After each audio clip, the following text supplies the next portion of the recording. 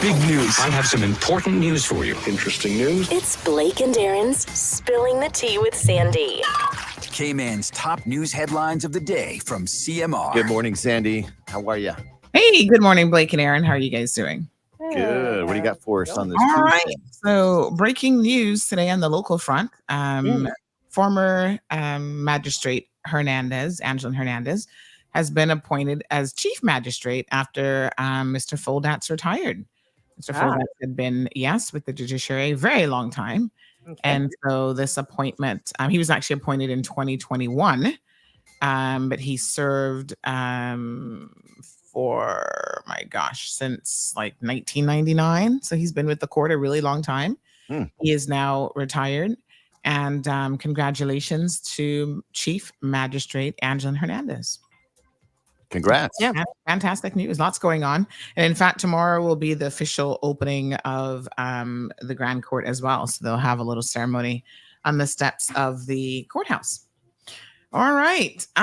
Endangered oceanic white-tip shark has been spotted in Cayman waters. Saw that. White-tip. Yeah, the oceanic white-tip. It's awesome. I saw the photo or the underwater camera. Yeah, right. So this is pretty cool. Does it kind of eat you, or is it a nice shark? I mean, they're not going to. Yeah, nibble on accident. They're not going to want to eat you. They might. They might mistaken you for some other kind of food, but they're really big. They are considered one of the world's most endangered sharks, with a 98% decline worldwide. Oh, wow! And, this is pretty special to see one. In Cayman waters, there's been a consistent decline over the past 60 years due to accidental fishing. No, some of it, I would say some is that, and some is the accidental story. Not teaching the fishermen that leave the fish, leave the sharks. Exactly. Preservationists are obviously very, very happy to at least see one in local waters. United has found some loose bolts on a 737 MAX 9 plane, causing some people to be on the edge of their seats. So as Alaska.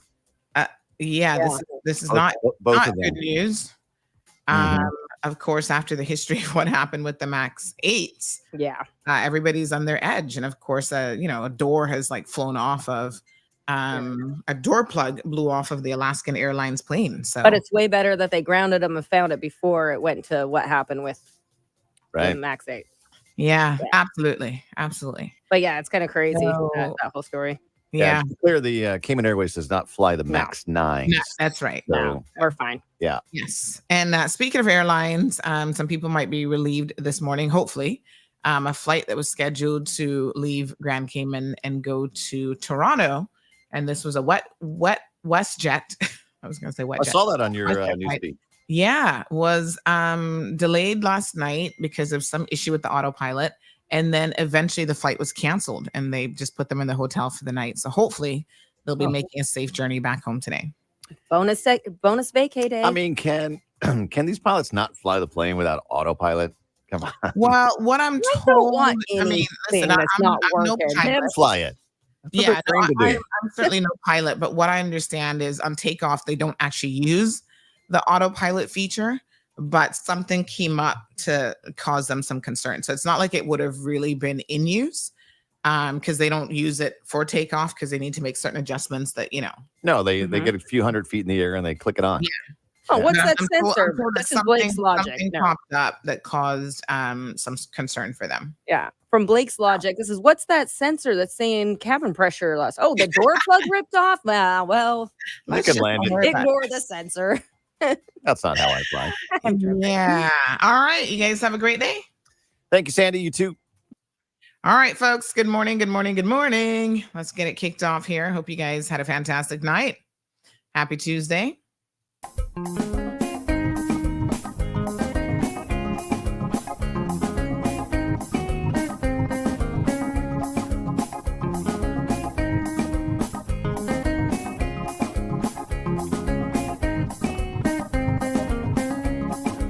Sandra all the time is here with the cold hard truth. She's the ears and the eyes for me and you. Every day, everyone want to hear from Sandra. And every time on the air, she's getting better. Tell your sister, tell your brother, tell your mama, to call Sandra in the morning and in the evening. We always calling Sandra. And when they start fighting, they calling Sandra.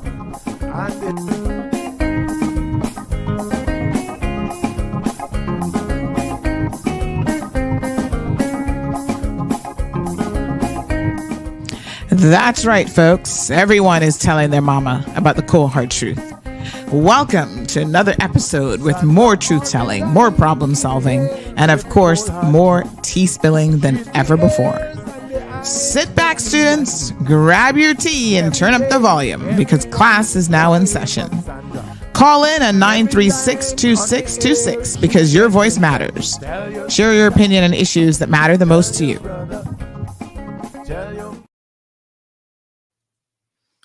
All right, folks. Good morning. Good morning. How is everybody doing this beautiful Tuesday morning? I think we might be in for a little bit of rain. When I was doing my little early morning walk with Zeus, I kind of felt it was a little bit breezy, and I felt the winds of some beautiful showers dropping down on us today. But I'll keep you guys posted because I'm no weather woman. I'm just telling you the atmosphere. I took it in. And I thought to myself, might be about a 30% chance of rain in our future today. Beautiful day in the Caribbean, rain or sunshine, far as I'm concerned. I just love the fact that we live in one of the most amazing places in the world. And I will fight anybody over that. Trust and believe. Y'all want to complain about everything under the sun? Listen to me. It's a beautiful place to live. All right, folks. 936-2626 is the telephone number. You guys know already. I feel like I'm going to jinx myself if I say anything about it, but yesterday's show ended on a sour note. We had some more audio issues. After 2 hours, I couldn't believe it. I was thinking mentally to myself, oh my gosh, we're going to get there this time. And you guys can ignore the back of my screen. I'm trying to do something. And so I thought to myself, oh yes, we're going to get there. 2 hours and a little bit in, and then all of a sudden, all hell broke loose. And I said, you know what, 2024, I'm finding my zen a little bit more. And so I was just going to, carry on. So here's what we're going to do. Knock on wood. That's probably fake wood. But anyway, let's knock on wood this morning for my standing desk. And what we're going to say is we're going to get to the meat and potatoes first this morning before anything starts to go haywire. Listen, if I told you I knew what was going on, I'd be lying. I don't actually know what's going on. This one is puzzling everybody.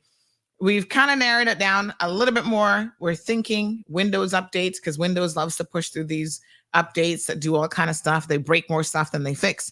So it's entirely possible that it could be that. So I've rolled back some updates, all the updates in December. I rolled them back and said, no, thank you, Windows. Just leave me alone. Because I need to have my show at proper audio and stuff. You know what I'm saying, honey chill? All right, folks. So listen to me now. Let's pick up where we were yesterday because this is a really, really important discussion. And it requires laying a little bit of a foundation so that you guys are understanding the scope of, kind of what is transpiring and what's going on here. And I can only tell you, let me be very, very straightforward with you. I can only tell you what I know, but I think what I know is more than a lot of other people. And so the pieces of the puzzle are still being put together. And I have to tell you all what your MPs are up to, specifically cabinet members, but by extension, all of them. By the way, not for nothing. Did you guys know that they're in Cayman Brac right now? Caucus met yesterday in Cayman Brac. And they're having all sorts of meetings there. I was getting messages from over the weekend. Ooh, Sandy, they're going to be having meetings here. Yeah, Julie, I think that she has some greater secrecy, I guess, in the BRAC if she has some of these meetings there. But I'm going to tell you all exactly what came out of the meetings that they had yesterday. Seems like there's no secrecy in Cayman Brac or Grand Cayman or Little Cayman, for that matter, or anywhere in the world. Oh, my gosh. This group is hell-bent on really just doing the most. And you guys are going to be absolutely shocked and surprised when I tell you what they have actually been up to and what part of the plot line was for, for our future, and how they are hell bent on destroying our future for money, all about money and greed and development. Okay, good morning to everyone. I'm not going to waste any time singling out anyone for the good morning greetings this morning, because we just need to get into it. Messages already coming in. This person says, good morning. They are so dumb. Well, they might be, but they also believe that they are very, very smart. They think they're the sharpest, and that we, the people, are going to sit back and allow them to destroy this country at any cost, and we do nothing about it. And let me tell you something. I am sorry. I have too much to fight for. I have a daughter and her future, your children and your future, and even my future, the couple, decades I might have left. Look at how I'm giving myself about another 40 plus decades that I have left. I got a lot to live for. And I want to continue to live in one of the best places in the world. And when you allow politicians to run amok, what I can tell you is,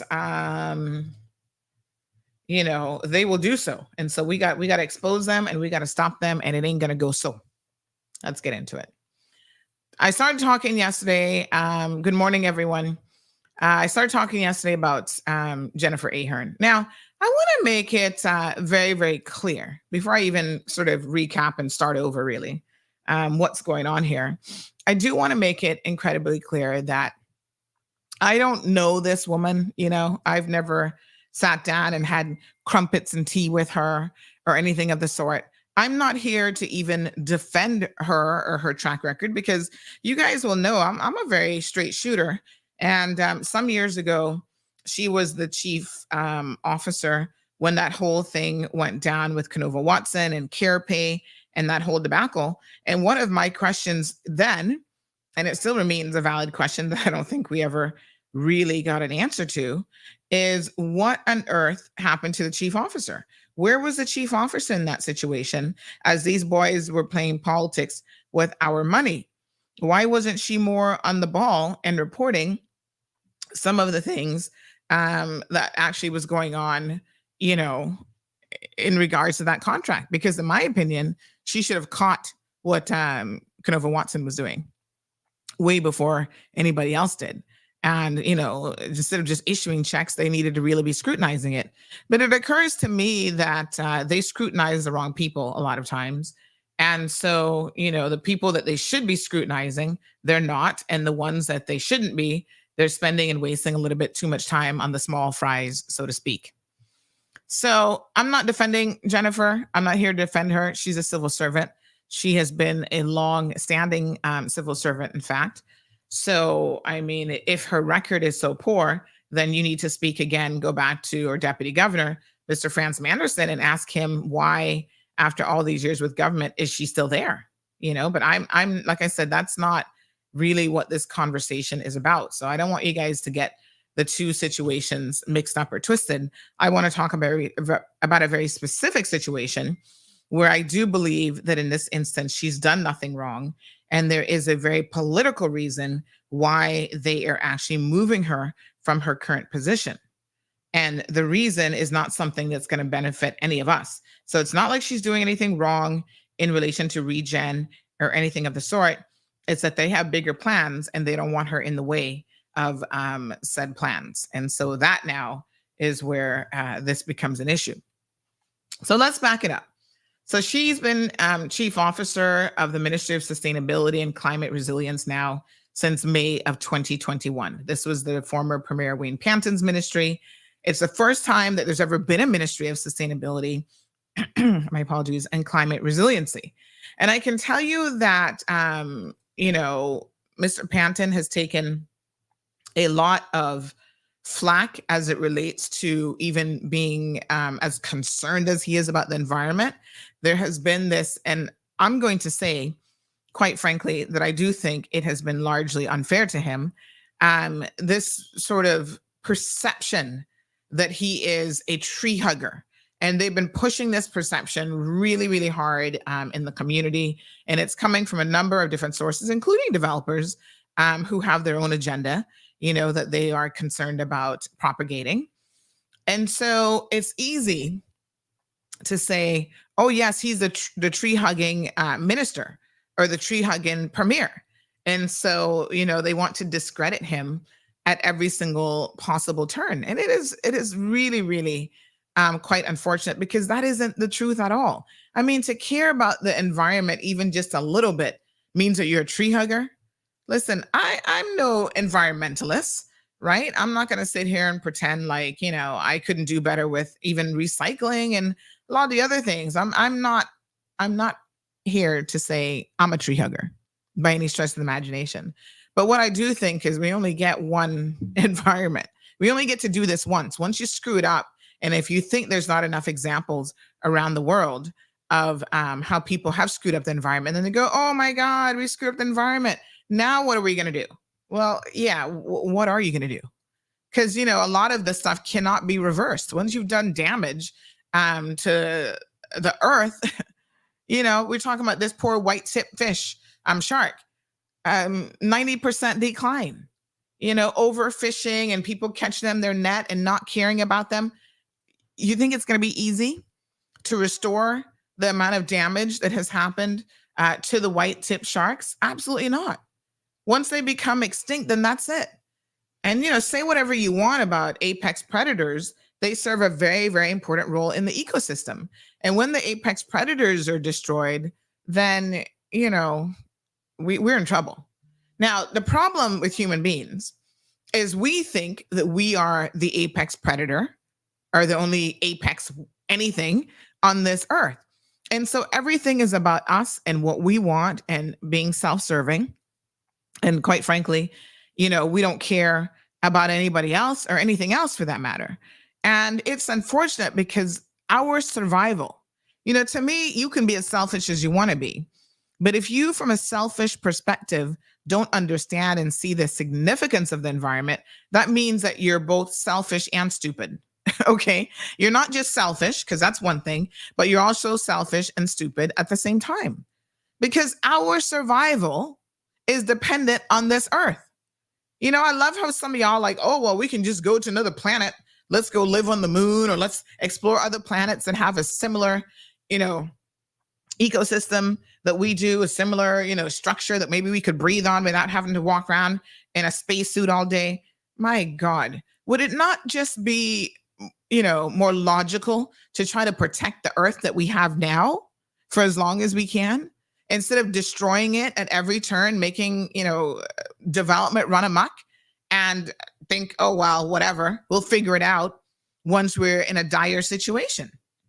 I'm not anti-development by any stretch of the imagination, but I also don't buy into this theory that you have to pick and choose. Like, you either have to be anti-development and a tree hugger, or, human beings are going to be destroyed because we don't want to put up another building. I don't believe that either. I think that there has to be managed growth, that there has to be, a development plan that puts the environment in the forefront. And there's absolutely nothing wrong with that approach.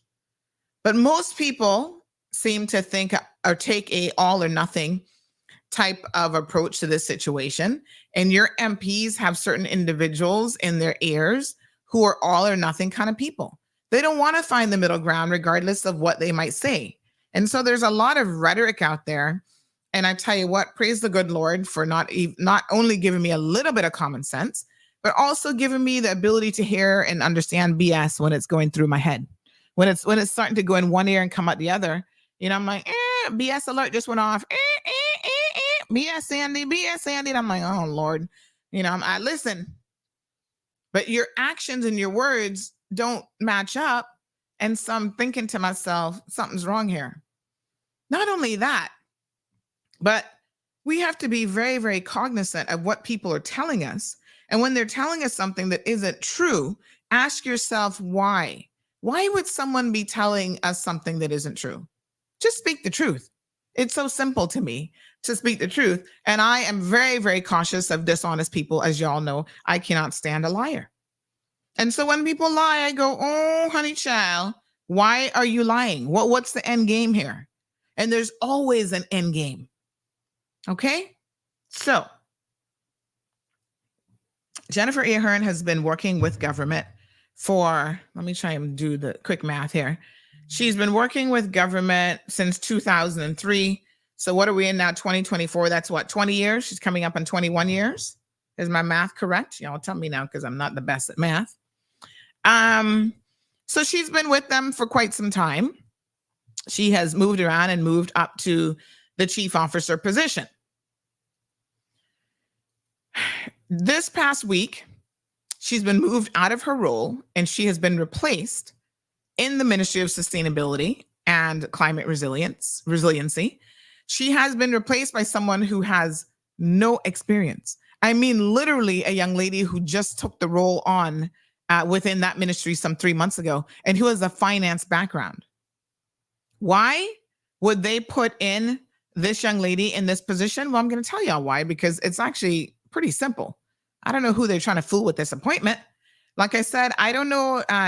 Is it Nika Webster? She seems like a really fine accountant. Is she acting chief officer material in the Ministry of Sustainability and Climate Resilience? What does an accountant, not for nothing, but what does an accountant know about sustainability and climate resilience?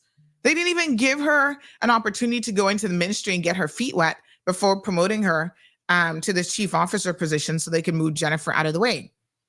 That is critical and key to understanding that something is afoot here, and they're trying to make moves very, very quickly.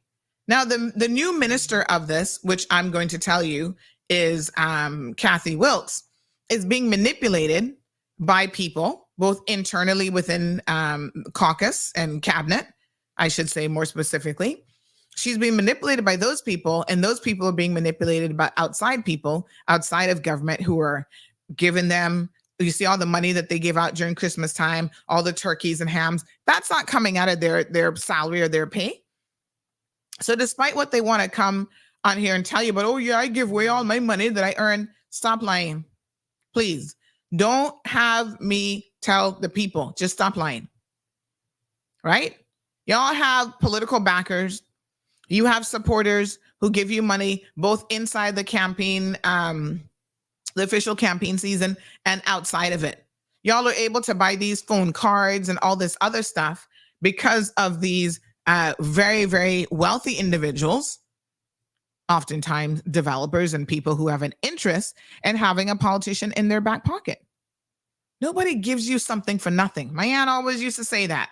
She said, Sandy, be careful when someone comes around trying to give you something for nothing, right? Because that's not how the real world works. And there is a reason why they're giving you something. Control is the real reason why, folks.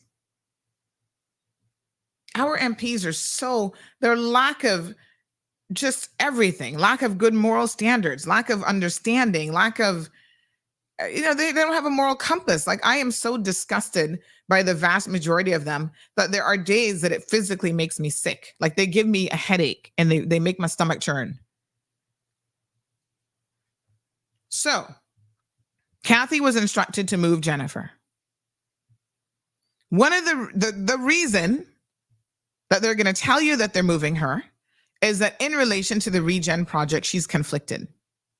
You see, this is what happens when you don't know all the facts.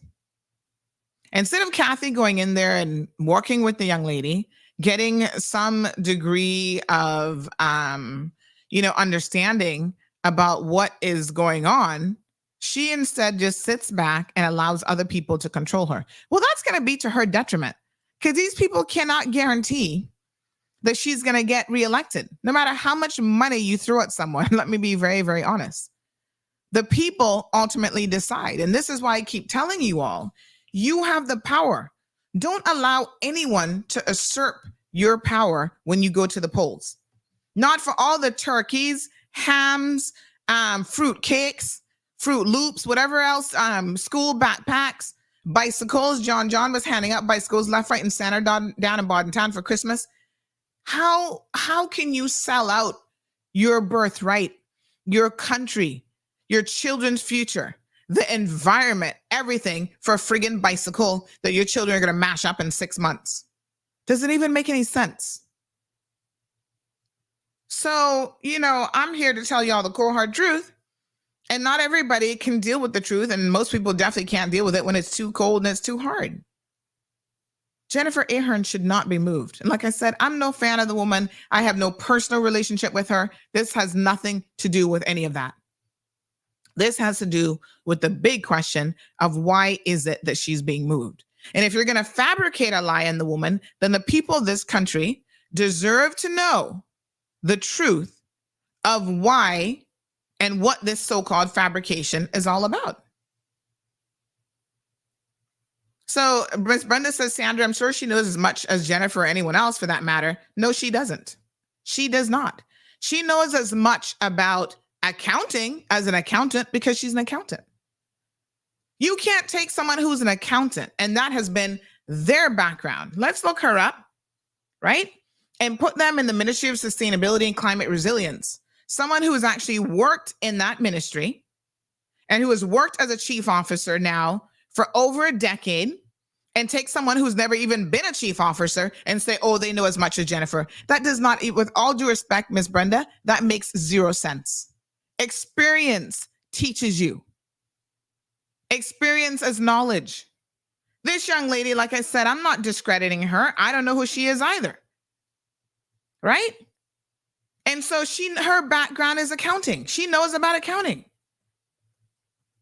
How can you take someone that is not even chief officer level, you put them there for a couple months, and all of a sudden, and mind you, she's deputy chief officer operations, which is different now for the Ministry of Sustainability and Climate Resilience. According to her LinkedIn profile, she's been in that ministry for 7 months compared to 10 years, and she knows as much as Jennifer.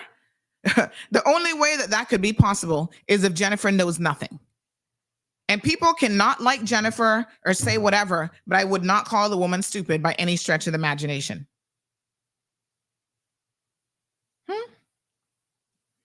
This young lady, again, forgive me if I'm pronouncing her name wrong, Nika, I don't know which way.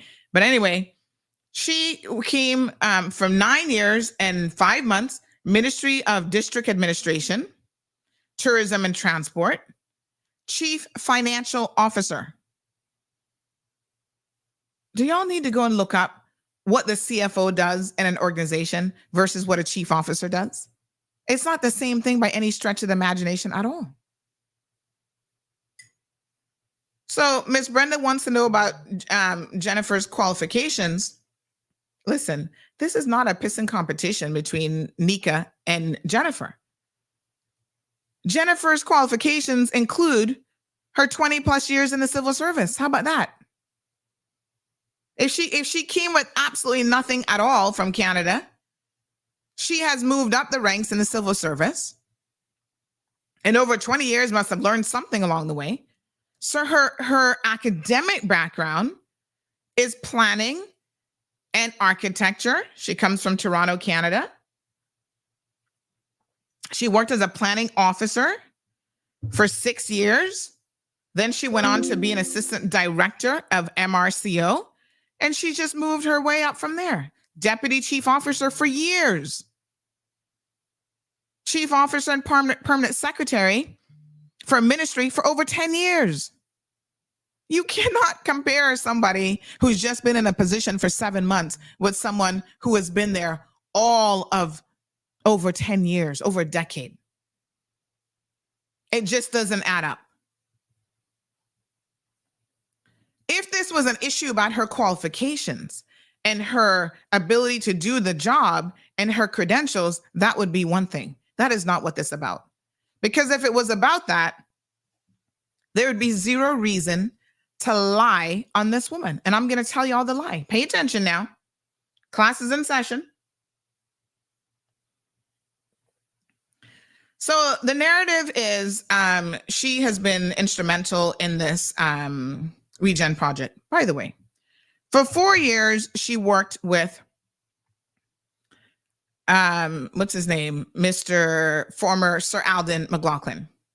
When he was from 2017, she worked with him as his chief officer. No issues with Alden. He certainly never moved her. No complaints, nothing.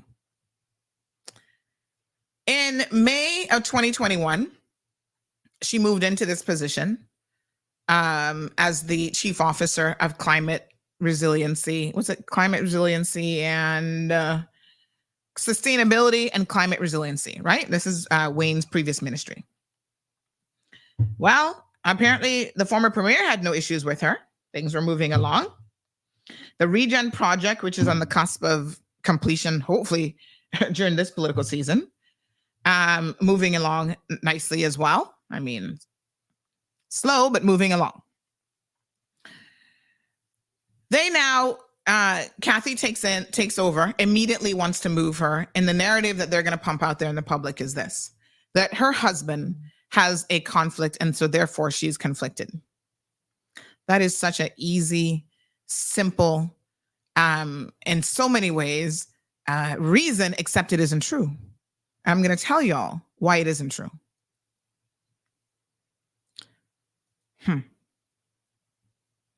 I told you yesterday that her husband, let's put up his picture again. Again, I don't know the man. I don't think I've ever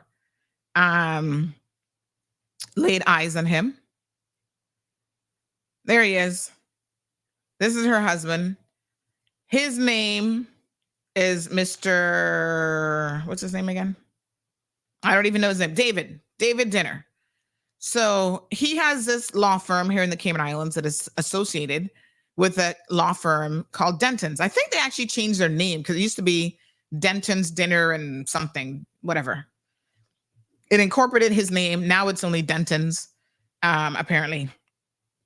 Cayman, right? So this is not unusual for accounting firms and law firms and stuff to have a connection to other firms overseas, which is exactly what this is. The REGEN project is a massive project, without a doubt. And so CUC is involved in this project. Let me explain the background of CUC's involvement. You gotta put the pieces of the puzzle together. So CUC, who is going to be involved in the generation of power for this massive plant, this recycling. I mean, I don't even think recycling is the right word for it, but it's a massive plant. And so CUC will be involved in the production, manufacturing, whatever, of electricity for this project. So they have retained, somebody said his last name is pronounced Diner. Okay, thanks for the correction. I appreciate it. So they have retained the services of Mr. Diner's associated firm in the UK, not the Cayman firm, but the one in the UK, right? So Denton's in London. CUC has instructed them to give them legal advice in relation to the negotiation of the purchase power agreement. So there's going to be a purchase power agreement. These are contracts between the consortium that's doing the REGEN project. And remember, the consortium is being led by the DART organization. So they're going to have an agreement between the REGEN consortium and CUC. So as any good company would do, they will have a lawyer looking out for their interests and to make sure this is a fair and balanced contract. There's no issues in the contract. This is what people do all the time. This is what companies do. All right? You're about to do business with someone. You're about to sign a power purchase agreement, right? Because they're going to be getting power from CUC. Get yourself legal advice. So everybody's lawyered up. Everybody has legal advice. It's just so interesting that, and coincidental, if you will, that CUC picks this Denton, London office to represent them. There is no relationship as it relates to that specific contract with Denton's London and Denton's Cayman. But I'm going to get to you about the necessity to take extra precautionary steps. Remember what I said yesterday? The very perception of a conflict of interest is something when you walk in certain circles that you have to be concerned about. Yes? So in order for you to understand a little bit, we're not going to dig too deep into this, but I'm going to tell y'all some stuff today about this power purchase agreement. So apparently CUC, despite what y'all think, their contract that they have with the government does not give them a monopoly on power generation. I'm going to say it again because I think some of y'all, this hasn't sunk in yet. Y'all always be cussing CUC going on, but listen, they have no monopoly on power generation. What they have a monopoly on is the transmission and distribution of the power. That's why when you get solar, you can generate your own power from solar, but you're not permitted to transmit it and distribute it. That's where CUC has to come in. Okay? So what is this power purchase agreement all about? Well, apparently, REGEN, the REGEN project, is projected to actually generate a sufficient amount of power to run their own operations and excess energy of about 9 to 10 megawatts that can then be resold to CUC, or not resold, sold to CUC, and then they can use that. So that is what this power purchase agreement is all about. They have to figure out the terms of that, how that's going to work, what they're going to pay for it, all that kind of stuff, right? So basically, REGEN is going to be generating power and selling it to CUC. That's the power purchase agreement. Everybody in the class, crystal clear on what the power purchase agreement's all about? Because we can get a little bit confused here this morning. I don't want any confusion. Everybody good?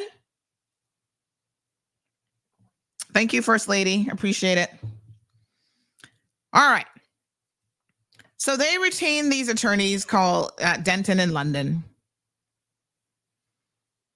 They've instructed them, represent us. You're going to look over a contract, make sure everything is on the up and up. Jennifer Ahear herself came to know about this. She brought it to the attention. Now look at this, right? Say whatever you want. But if you're trying to do something shady and underhanded, you're not going to be the person who goes to the authorities and say, hold on a second, I've just discovered this and there could potentially be a conflict here. I want you guys to decide how to handle this. And this is exactly what she did. She was the one who brought it to the attention of the Attorney General and Premier Panton that there was a potential perception of conflict. Because her husband has nothing to do. He's not advising on the contract. He's not giving Denton's London any information, nothing. That's a Denton's London contract and agreement and situation. But because he's with the associated firm of Denton's Cayman, she thought, oh, hold on a second.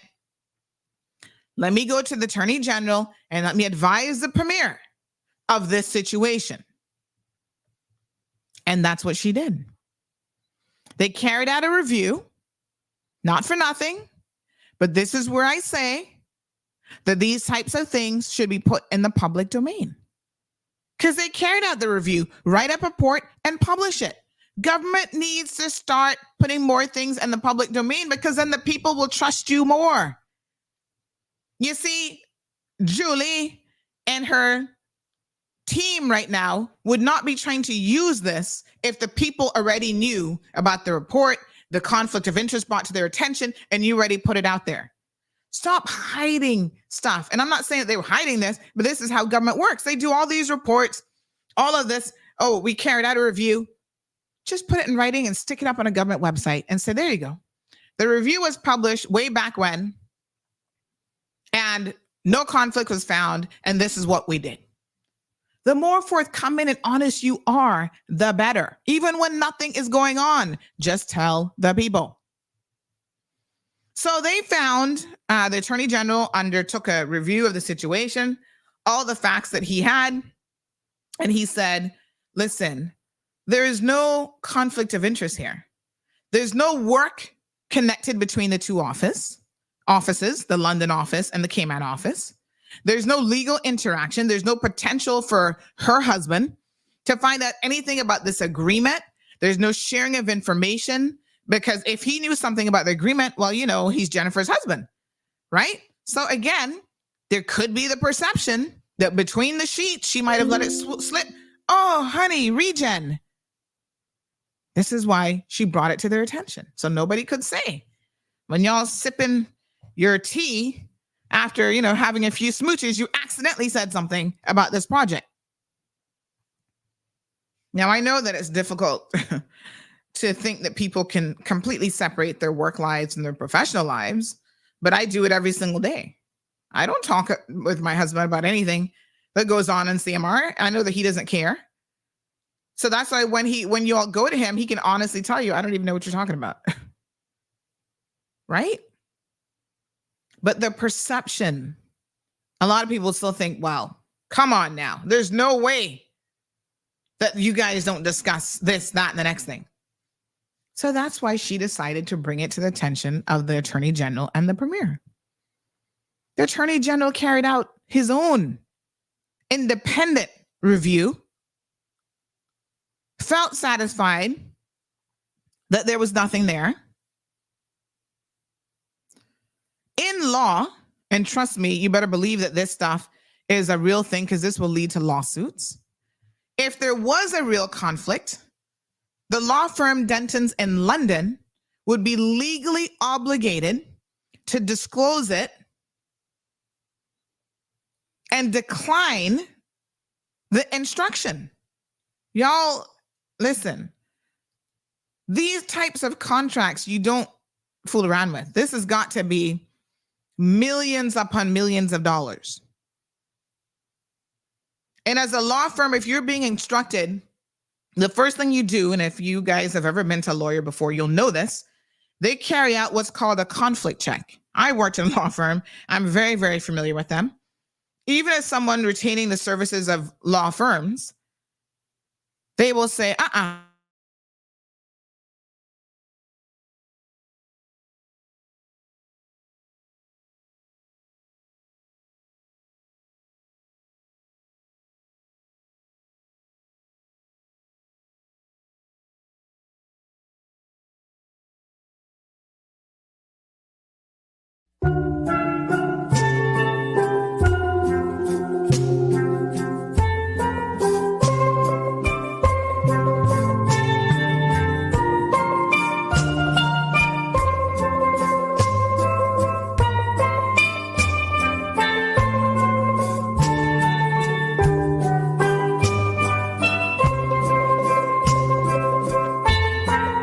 Yep, it did it again.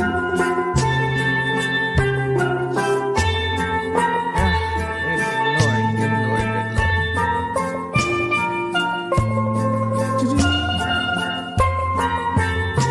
Okay, let me see now. Hold on. All right, folks, I am aware that my microphone just went again. My audio just went.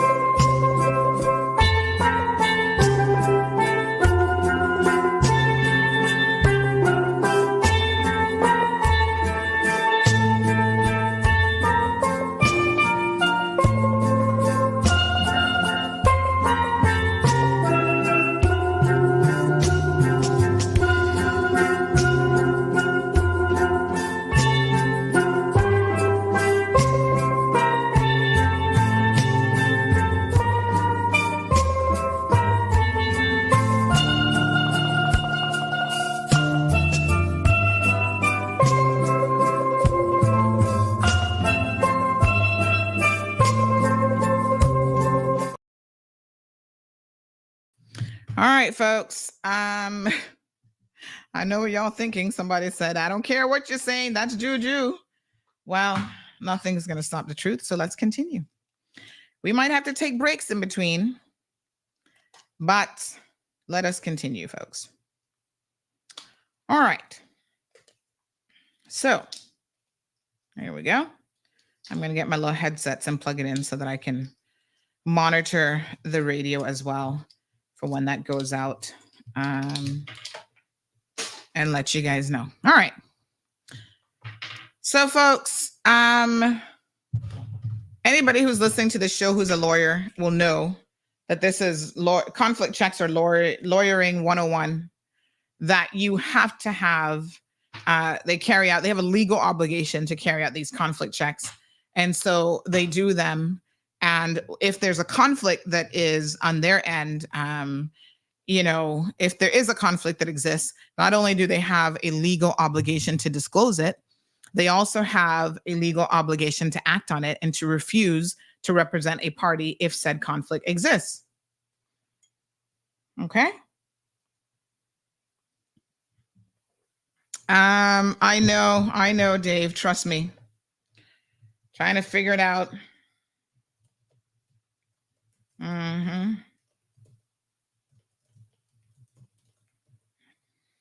Okay. So, folks, at the end of the day, this conflict check was done. The Attorney General satisfied himself that there was no conflict. However, in order to address the issue, right, of even the perception, because anybody that you talk to in legal circles will tell you that sometimes the perception of a conflict can be more damaging than the truth of any conflict actually existing. And Ms. Pat says transparency. Well, that's what this is really all about. So in order to address this is what they did. They said, okay, there is no conflict. We've done our research. We're satisfied that there's no conflict between Jennifer Ahear, her husband, and the whole connection with Denton, CUC, and the power purchase agreement. However, out of an abundance of caution, right? Let us put what is called a Chinese wall structure in place. What is a Chinese wall? Y'all gonna learn a lot today. Anybody knows what a Chinese wall is? Shall we make that a trivia question this morning? Who thinks they know what a Chinese wall is? Any takes? 936-2626. Come on, call in. I want y'all to share in the knowledge. I know, Janae. Janae says, Sandy, I know your show is hot, but could you blank out? Can you blank out the equipment getting too hot? Well, it's weird. Like I thought it was a Windows update. We roll those back. Clearly, that's not it, Janae. So the only thing left, to be quite honest with you, is to actually look at the equipment itself, which would be really weird. So I got to pull down this whole board and everything, which I will be doing tonight. Trust me, this is not going another day without me swapping this out to see if that's potentially the issue. Caller, good morning. Uh-oh, why can't I not hear you? Hold on now. I'm not hearing you coming through the board. Hello? Hello. Oh, there you go. Good morning, sir. What is a Chinese wall? A wall made by a Chinese. Good guess, but not. Like putting a smile on your face. Very good guess. I know you know what it is. What is it? Yeah. No, I actually don't know. Oh, you don't know? Oh, gosh, I thought you knew. No, sorry about that. Okay. All right. I was just going to make you laugh. I appreciate it. All right, Thanks. later. Oh gosh, I thought he knew. I thought he was just joking with me and he actually knew. So a Chinese wall is a business term that basically describes where you put a virtual barrier between departments or companies so that there is no exchange of information. So it's not a physical wall, obviously. It's a fake, poor Chinese people. Chinese wall. So it's like a fake wall, not a fake wall, but it's not a physical wall, I should say, that you put up between individuals, departments, Cayman Denton versus UK Denton, right? In this case, Jennifer Ahearn, how the Chinese wall was created, had nothing to do with the power purchase agreement. Because that is the part of this big, project that her husband could potentially be conflicted about. So what they have done is they put up this Chinese wall where, you have nothing to do with that. Nothing at all. Anything that comes in, it's redirected to somebody else in the office. There you go. Denny, you learned a new term today. So these Chinese walls are considered to be an ethical wall intended to prevent the sharing of information that might lead to ethical or legal violations. Something that it's used in business, quite frankly, all the time. Now, the origins of it, obviously it has the name Chinese in it. Maybe Chinese people might feel a way about it. Some people say it's inspired by the Great Wall of China because that's known for its size, its magnitude, and the immense barrier that it actually creates. So to be clear, it doesn't actually have anything to do with like Chinese culture, but it's more of a metaphor for something that is considered strong and impenetrable. So a strong and impenetrable barrier. So they created this Chinese wall within the ministry. All right. So to be clear, let's recap what we said this morning. Jennifer Ahearn was the one who brought to the attention of the Cayman Islands government, the Attorney General, and the Premier, hey, I just found out that my husband's London office has been retained by CUC to represent them in this power purchase agreement. Here's the information I have. I need you to, tell me if I'm conflicted and what do I need to do? It was reviewed by the Attorney General. He discovered that there was no connection between the offices, no work connection. A lot of times people are just using somebody's name, right? So because Denton London has an office, maybe her husband said, hey, I'm a lawyer now. I want to be affiliated with a company that already has a really good reputation. It's not that they share any work. They might be doing completely different work even. And so they say, okay, yeah, we'll enter into an agreement. There's another one. This guy, oh God, what is his name again? He did one of these some years back and came out as well. I can't remember his name now. I'm picturing his face. I actually saw him at court yesterday. But, he had his own little law firm because people don't know him. Clients will be like, well, I don't know who you are. But as soon as you link up with somebody else, and that name, you get the name recognition, you're like, oh, well, yes, it's important to, have that name recognition. And so a lot of times that's why they will do things like that. Okay. His name will come to me, but I can't even remember his name right now. Hold on. Let me think if I can. He's not KSG. Oh, Stennings. So at one point, he's Stennings Chambers, but at one point he actually, James Stennings, he had a connection with another firm. I don't know whatever happened to that, but I'm trying to remember what it used to be called. It was something else, and he had like a whole slew of attorneys and stuff working with him. Is he kind of working by himself now, or does he still have a team of people? He looks like he's a solo practitioner, but there was a time when he was with another company. It was kind of the same thing where they like formulated this company and whatever. I'd have to go in and look it up. Okay. So that's just how it operates. Yeah. So, we carry on. So you see, I don't know where they are in the negotiations with this power purchase agreement. I don't know if it's been signed or even, how far they've gotten.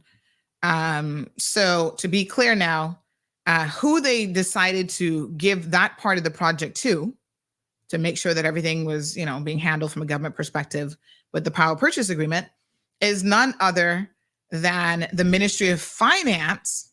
They're going to sponsor that part of it and be in charge of that. Their chief officer, who happens to also be the financial secretary, Mr. Ken Jefferson. So he's in charge of anything to do with the power purchase agreement. And again, he's more than capable, right? So he's dealing with the component of that. All right. Now, Kathy gets in and decides to remove her. Let me be clear. If there were any issues with the REGEN project, and I was having a discussion with someone about this, they could have just like how this Chinese wall situation was created, they could have just said, you know what? We don't want you to work on the REGEN project.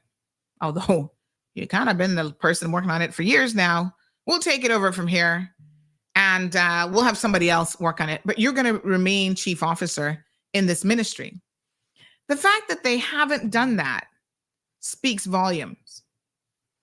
Chris Saunders has a role to play in this, and I'm going to bring this aspect of the story in. Remember when John moved her? Somebody else mentioned, what about when Ozzy moved her? We're going to talk about these things because I think we have to get a more comprehensive picture to understand what is actually going on here. It's very, very possible to be a person that maybe is a little bit too tight, no nonsense. We need more of those people in government, to be honest. And so not everybody's going to like you. You're not going to have a whole lot of friends. And believe me when I tell you, from personal experience, that's not a bad thing.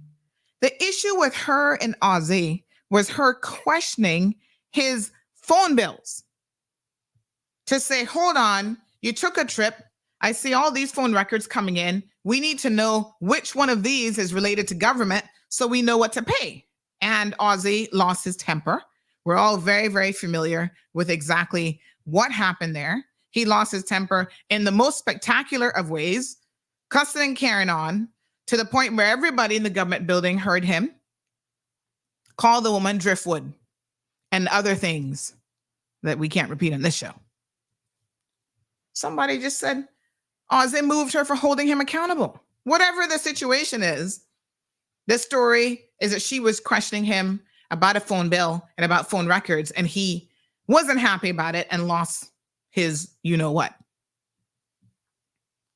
Okay. You know what happens when you're sort of a no-nonsense woman? Let me speak a little bit from some experience here. And you don't tolerate foolishness from people. And you tell it like it is sometimes. And maybe sometimes it even comes across a little bit harsh. I mean, I don't know. Some of y'all be so up in your feelings. You know, when you're working on a job, professionalism is important. But that doesn't mean that you and I have to be buddy-buddy. And, you know, I'm talking about the importance of politicians not interfering with civil servants. And that goes both ways, right? You don't interfere with civil servants to try to get them fired, demoted, and whatever because you're not their best friend. And you also should not be seeking to be friends with civil servants who you have to interact with on a regular basis and who have a job to do, because sometimes that job includes holding you accountable, right? So when I tell you, for example, Chris Saunders is so incredibly unprofessional. When he jumped up in the finance committee the other day meeting, talking about, oh, well, you know, I want to give a big shout out to Mr. Dwayne, what his name is again? What's the name of the guy in protocol? Derek, Mr. Derek Ebanks, Why are you giving a shout out to Derek Ebanks for Chris Saunders? What has he done that?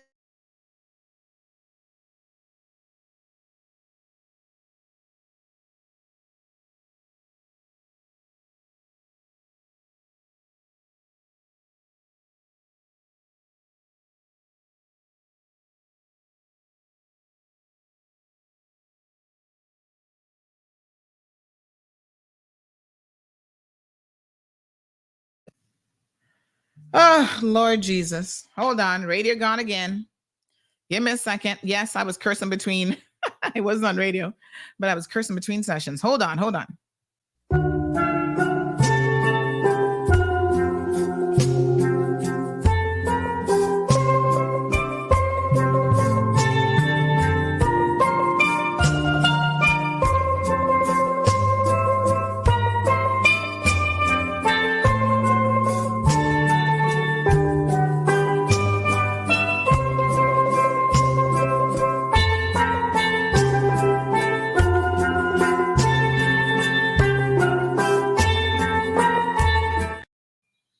All right, folks. My apologies for this audio issue. I mean, trust me, if it's getting on your nerves, you know it's getting on my 12th nerve. And I'm simply not the most patient person in the world. So I was just messaging my husband to say, I'm going to pull down every bit of this equipment today. And when I start to do that, you know, stuff getting thrown in the garbage.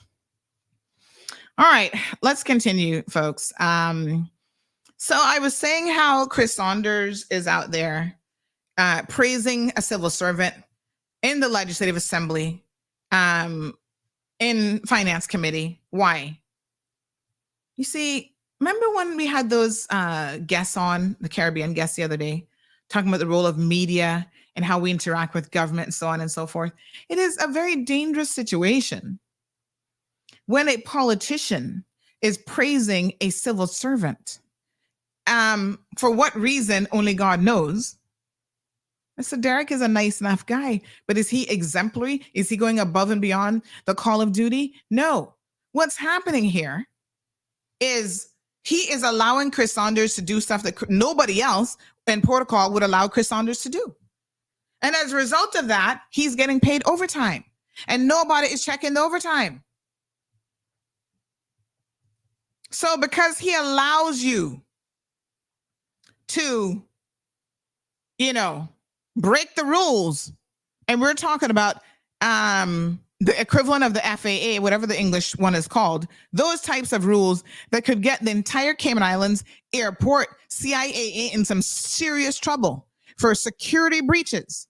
That's why you get up in Finance Committee and praise him? That's ridiculous.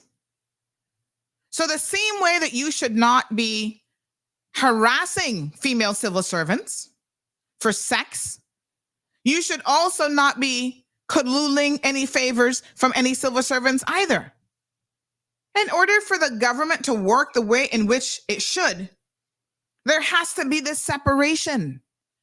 And unfortunately, their separation does not exist for a lot of people, and that's a problem. So Miss Brenda is correct in saying that Ozzy didn't move her out.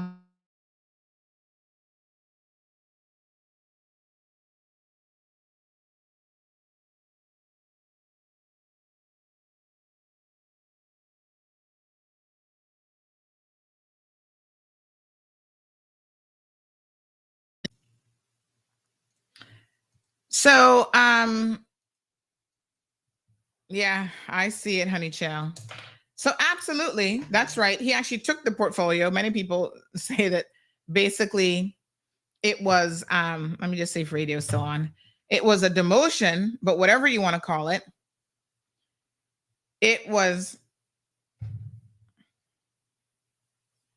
yeah, radio's still good. Praise the Lord, honey chow. So yes, Ozzy, my apologies, Alden did actually take that ministry from him. Okay.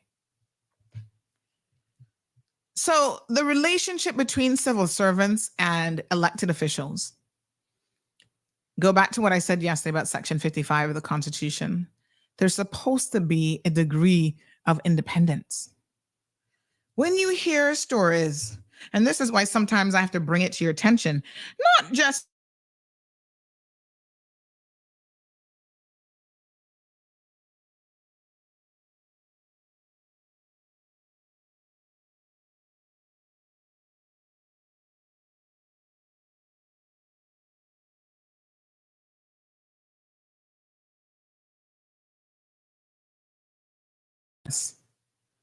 right? So the behavior is ridiculous. And at the same time, not only is the behavior ridiculous for a number of different reasons, but it is ridiculous because it means that your MPs are, what would we say in common terms? What would Caymanian say? Don't S where you eat. And there's good reason for that. Right? So there is a good reason why you do not have a certain type of relationship with your MPs when you are when you're a civil servant. Is someone kick back in, folks? If it's good on radio, I know that it'll click back in on social media here in a second. So trust me when I tell you that this separation and respect for the separation between civil servants and your elected officials does not seem to exist in the minds of a lot of people. So they have moved Jennifer Ahear, and the question remains, why? Let's talk about the REGEN project just a little bit more, right? So now you've moved the person who has the most experience on the government side, actually dealing with the negotiations and with this project, and you remove her, not just from the project, but from the entire, from the entire ministry. The last time this happened was under John. A position was created for her by France Manderson, fell under his ministry, because again, you know, I don't even know if France Manderson is at work. France, we're keeping you in our thoughts and prayers. I understand he has a situation, illness in the family that he's dealing with. So I don't even know if he's at work. But what I can tell you is for France Manderson to sit down and create a position for her of strategic operations officer, which is what he did last time, you can feel confident that he doesn't believe that this woman has done anything wrong that would warrant her being reprimanded, moved around in the way in which she has, or even being dismissed from the civil service.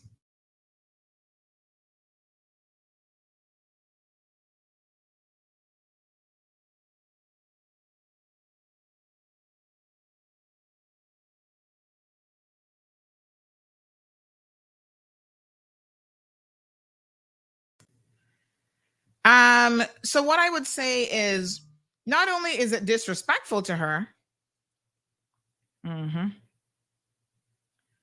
but at some point,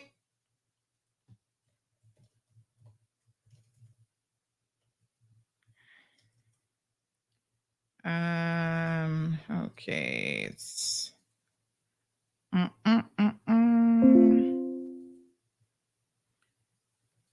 all right, hold on one second for me. I'm actually going to shut down. Let me pause protection. And we're going to pause this. Pause until restart. Apply. And I'm also going to host intrusion prevention. We're going to turn that off for a second. I'm going to turn off a few things. With my enable. Okay, just give me 1 second. I have a theory that I'm going to try. I'm going to turn off. Paused.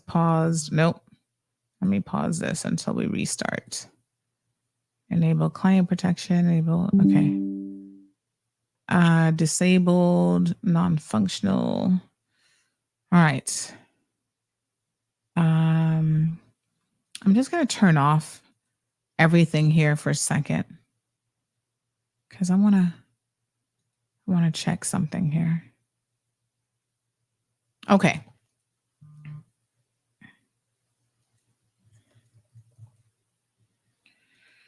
Yeah, something's interfering, and I find it very I do not believe in my heart of hearts that it's actually the equipment. I think it's something else that's interfering with the connection. Um ugh. So let me just I'm going to shut down a few things here that are running in the background. Okay. Let me quit this application. I'm going to go bare bones here on everything that's like running in the background. So pause the firewall. I'm going to just pause everything right now. Yes, I'm aware that my system's exposed to risk, but I can't have a bloody show. All right. Yes, sir. Turn your firewall back on. No, seriously. Oh my God. Seriously. The Windows firewall is on, but this is an additional firewall that I have. That I can't remember when I installed this, but it might have been over the holidays, but something is definitely interfering. No, but did you add equipment to the in between your board and your sign? Nope. Nothing has been added. No. Well,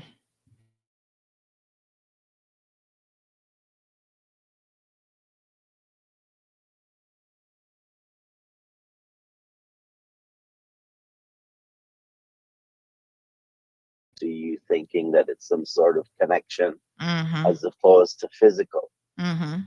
But if you didn't add anything physical to your network, then the only type of connection you could have is perhaps an adversary inserting themselves in between your connection, and it's causing packets to be dropped, and AI is kicking in because it's not receiving the signal in the way it needs to. I mean, I don't know. I don't know. I mean, it's. Do you connect directly to an IP address?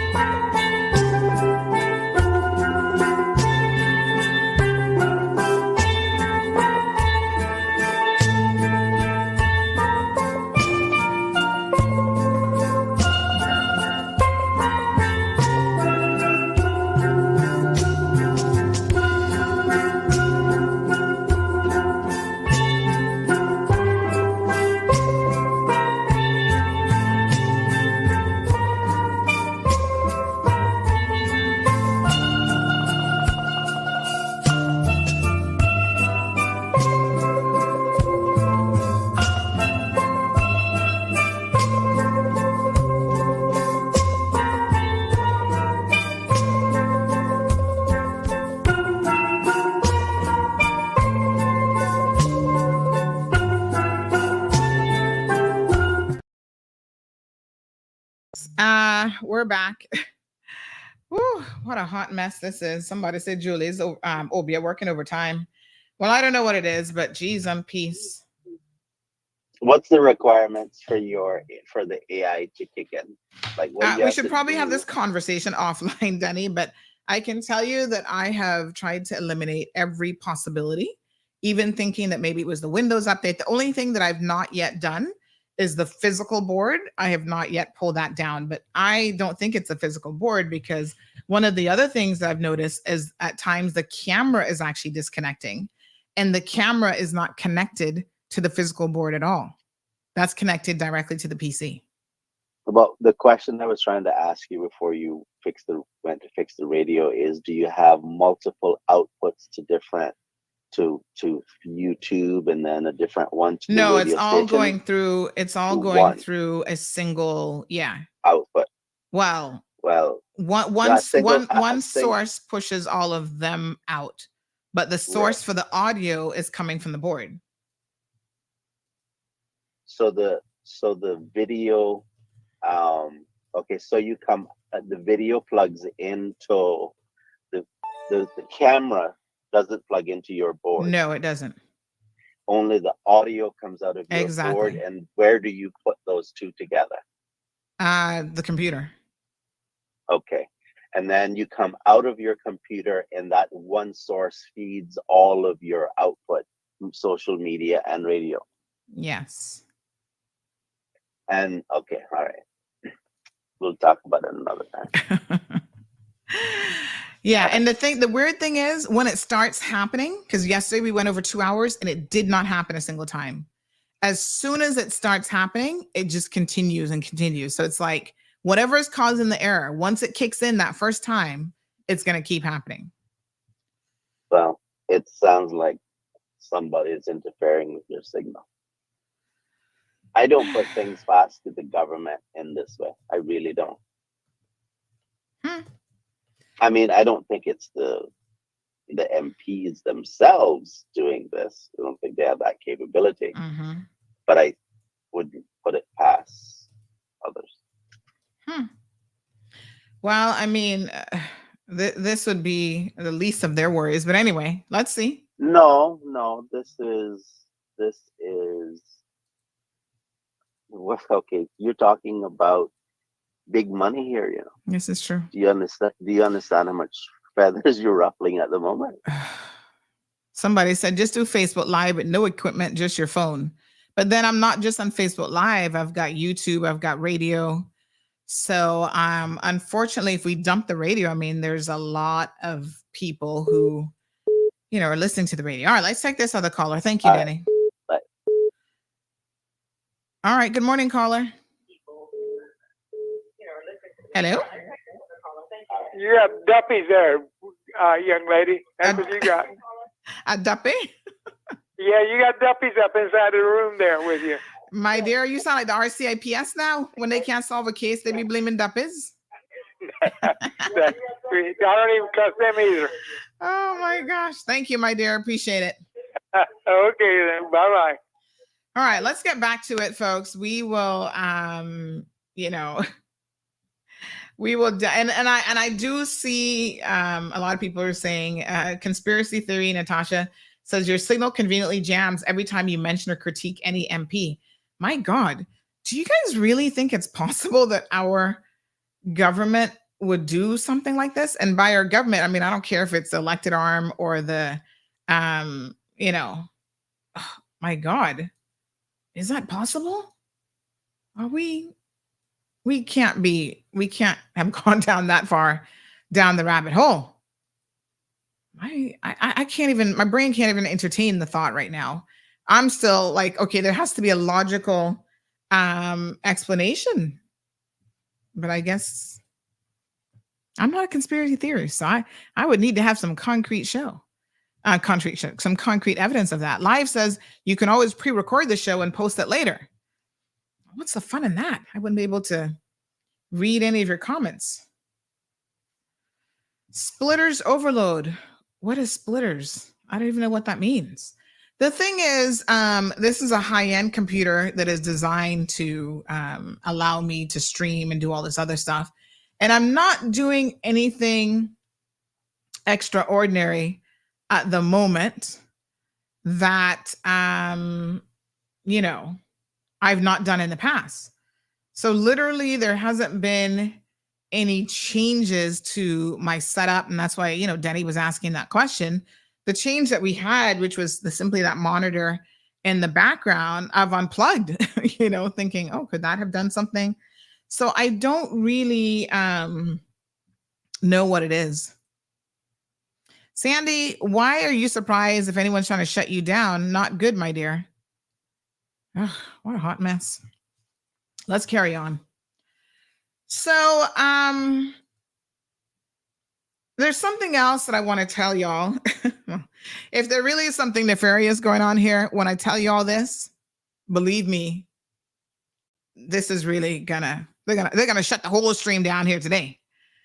Miss Brenda said earlier that that I don't really know what's going on. She says, Sandra, I realize that there's a lot you don't know or don't believe, but when civil servants interfere in matters for personal gain and also denying Caymanians, qualified Caymanians, from being employed because you're saving the job for your friends, isn't that wrong? Be careful who you bat for. I'm not batting for anybody this morning. I am batting for the truth. And so if the allegation is that Jennifer Ahearn has done any of those things or all of those things, then that is a very different matter from what I'm discussing this morning. And that has nothing to do, to be quite clear, with why they're moving her. If that was the case, why is she still a civil servant? Ask the deputy governor. Ask the former premier of this country, Alden McLaughlin. If she was sitting back and denying Caymanians job opportunities, as the allegation, that comment seems to be implying, then why would she be allowed to do that? Why would her own Caymanians, France Manderson and others, sit down and allow that to happen? Chief officers don't normally fire and hire people. There is a panel when it comes to government, especially senior management, when it comes to the hiring of people into the civil service. And oftentimes, they even now do external people from some of the accounting firms who are, in an HR position and so on, to actually sit in with the senior HR managers when they hire and recruit Caymanians into the service. I'm not saying that it doesn't happen. I'm saying that if it is happening, you can't point the finger and blame one individual for that being the case, because there's more than sufficient Chinese walls, if you will, in place. That should prevent that from actually happening. All right. So let me just tell y'all something. Pay very, very close attention. If the audio goes out, I'm going to say it again and again and again. In October of 2020, your government, which would have been the PPM government, signed a land transfer agreement with the DART organization. DART now owns a large part of the dump. There have been questions that have been asked about why this would be done and separated from the REGEN project. Because, it's all connected. Why signed an agreement? Hear what I just said to you all. In October of 2020, your government, the progressive-led government, signed a land transfer agreement that no one has ever, I can't get my hands on it. We can't see it, right? But what we know is that that land transfer agreement has allowed the DART organization to have full ownership and control of the dump for remediation purposes. It is a separate agreement apart from any sort of final project that will come out of REGEN. Take a minute and please allow that to soak in. What that did, and this again is your government, your elected officials. Whatever leverage they have or had no longer exists in relation to that piece of property. Why would you separate it from regen? Because it is part and parcel of what is going to happen with the regen project. So why give it away? Why not wait until all the terms and agreements of the regen project were finalized? You know, that's a valuable piece of land, although it is the dump. For purposes of DART, they're going to cap that, remediate it, and repurpose it. Trust me, in 10 years, you will have no clue that that was even Mount Trashmore. That is going to be Cayman's most valuable piece of real estate. And our government decided to give away any leverage that they potentially had.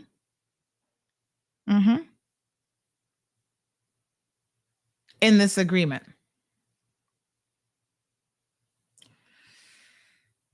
So at the moment, we can only use a small portion of the landfill on the northwest section. And try breaching that agreement and see what's going to happen.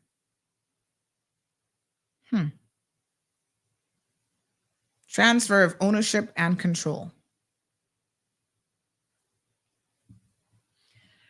So this weekend, Rough Seas says we all knew that. I wouldn't be too sure, Rough Seas. You'd be surprised, a lot of people who did not know that. They're thinking it's going to be part of the regen project. Remember when Chris Saunders was claiming that the DART organization, he went around telling a lot of people this. I don't know if y'all heard this or not, but he told a lot of people when he left government that the DART organization was trying to bribe him. Remember he threw that out there? I don't believe for a minute that the DART organization would be trying to bribe him. I don't know why he thinks he's special. But what I do know that's going on and that happened this weekend, Julie took the MPs to the BRAC.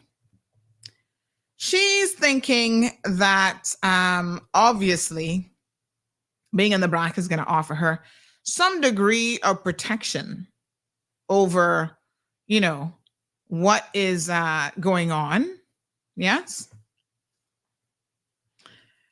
You know, hiding of information. They're not going to know what's going on. Listen, you landed in the BRAC last week, and I knew that you landed in the BRAC. And not only did I know that you landed in the BRAC, but I also got information immediately about how, Sandy, did you hear that they are coming to Cayman, BRAC, and they're going to have their meetings here, and they're going to do this, and they're going to do that. And I said, yep, and yep. Heard it all. Heard every single bit of it. More than well aware. What I have also heard, gather in, students, gather in. By the way, if you requested one of the notebooks last week, please go by. They ran out, by the way, when I went to the store to get more. They were like out. So most of you should have one. Please go by and get your little notebook because I want y'all to be jotting down your little notes now. So if you requested one, stop by the DMS station there on Sand Road and collect your notebook. Don't make your notebook sit there uncollected. And I do have some more mugs in stock now as well. So link me if you've been waiting on a mug. Okay. So one of the things that they've decided yesterday, caucus met, is that they are going to gut the National Conservation Council. Poor Julie. She thought my sources must have been Ween Panton. Well, Ween is out of there. He's not there. And I still know what y'all up to. No good. Go back to what I told y'all earlier. The puppet masters are not who you think. So they're coming back first thing tomorrow morning so that they can head to the Grand Coat opening. Some of them might actually be coming back this evening. They're not having cabinet till the following week, but yesterday they decided to have caucus meetings on Monday and Tuesday. So yesterday they have now decided that they are going to tear apart the National Conservation Council. And this has been a sore point for them, but it's because they've lost not one, not two, but 3 lawsuits involving the National Conservation Council. The planning department not department. Let me correct that. Let me speak carefully here. The CPA, the Central Planning Authority, has a mandate in this country, right? To ensure that development in this country should be measured, and certain, not certain developers, but all development should go through a process of some degree of scrutinization. There are people in this country who want none of that to happen. They think that everything they put through should be approved without question. Whether it's a 50-story building, whether it's tearing up all the mangroves in Cayman, they don't want anybody to question it. Development at all costs. Destroy the environment. Nobody should be concerned about it because, development is going to make us more money, and Caymanians need more money to survive. And that's all we're going to care about is the almighty dollar until we recognize the almighty dollar can no longer sustain us. Okay? So this is what's happening. They made the decision yesterday that they're going to do everything in their power to gut and get rid of the National Conservation Council. They couldn't do it through the court system. The courts did not find in their favor. They have created fake narratives where they tell you that since we put the National Conservation Council in place, when was that, 2013 or whatever? Development is down. It's ruining this country, this, that, and the next thing. There's something inherently wrong with that, though, because the facts simply don't support it. It's factually not correct that that's what's happening. You can go and look at the number of applications that have been removed. Now, let's take a step back here for a second, because Alden McLaughlin, he himself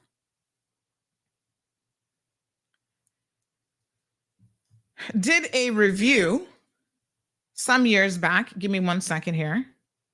I'm going to pull this up so you guys can get all the details. He did a review where he said, yes, these developers are coming to me and saying that the NCC is the reason why their applications are being, interfered with, being delayed, being this, being denied, blah, blah, blah, blah, blah, blah, blah. So let's put together a committee that is going to review this and get back to me with reasons and proof and evidence that there should be some changes made to the National Conservation Council. Caller, yes, listen, we can't have a no confidence vote for Miss Juju and her companies there, and then the MPs. Get rid of her. I wish that the Constitution allowed for that, but the no confidence vote will happen in 2025 when we go to the polls. So unfortunately, folks, this is why I need y'all to pay attention and hold on to this information for the next election. So give me 1 second. Let me pull up the article now of where Alden McLaughlin back in, I think it was 20. Hold on. Let me see here now. So this was 2017 and 2019. So the previous premier, Sir Alden McLaughlin, said that this is August the 28th. I'm going to refer to a Compass article. Thank you, Compass. We weren't around then. So this is an article, August 28th. Actually, we started in June of that year, June 30th. So just had gotten started. So they did this where he said that ridiculous parts of the conservation law will be removed. The article starts out by saying, battle lines have been redrawn in the conflict between development and the environment as the government prepares to walk back some of the provisions of Cayman's conservation law. Yes, stick with me now. The landmark law was one of the first significant pieces of legislation passed by the previous progressive-led government. So they passed legislation And then by 2017, they start to back out of it because they were getting pressured from developers. Premier Alden McLaughlin revealed last week that removing some of its controversial elements would be among the first actions of his new coalition. So the first thing he does in 2017 when he got elected, he went in and said he's going to remove some of the controversial sections. This is what he said, describing the environmental impact assessment process, particularly in relation to government road development, as ridiculous, his word, in quotations. He said the administration was committed to reviewing the legislation, and he was quoted as saying, "My view is that we need to swiftly make the necessary amendments to remove these sort of impediments, to the proper development of these islands." His comments were in a legislative assembly debate that followed on from a commitment in his strategic policy statement to amend the law. So hold on a second. Let me break this down for you all, right? When you put something in your strategic policy statement, that means that you are so committed to it. It is such an integral and important part of what your government's remit and mission is, that you're definitely going to get it done. The former premier said it was an integral part of his SPS. They're one of the first things that they were going to commit to. Wow. Let me tell y'all what actually happened. Okay. He put together a review board that included developers. Wayne Panton was on the review board, who was not even in office at the time. He was not an elected person, but thought, okay, here's someone who was instrumental in getting it passed in 2013, cares about the environment. Let's have a balanced review board. DART representatives were on there. The CEO of DART, Mr. Mark Vandevelde, he was on there. They're Cayman's largest developer. Local businesses and developer Gene Thompson. Premier Alden McLaughlin would chair it. Environmental Minister Dwayne Seymour. So they were all on this board together. Had, I think, 8 meetings. And guess what happened?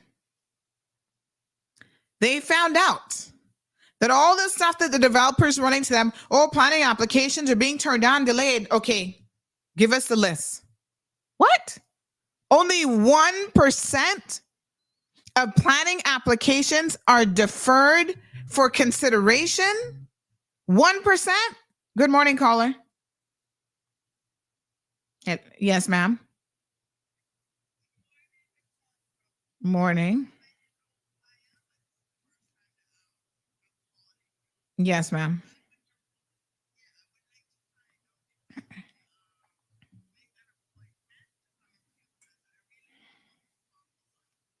Mm-hmm. All right. Well, at this, no, I mean, I don't know who you are, so no.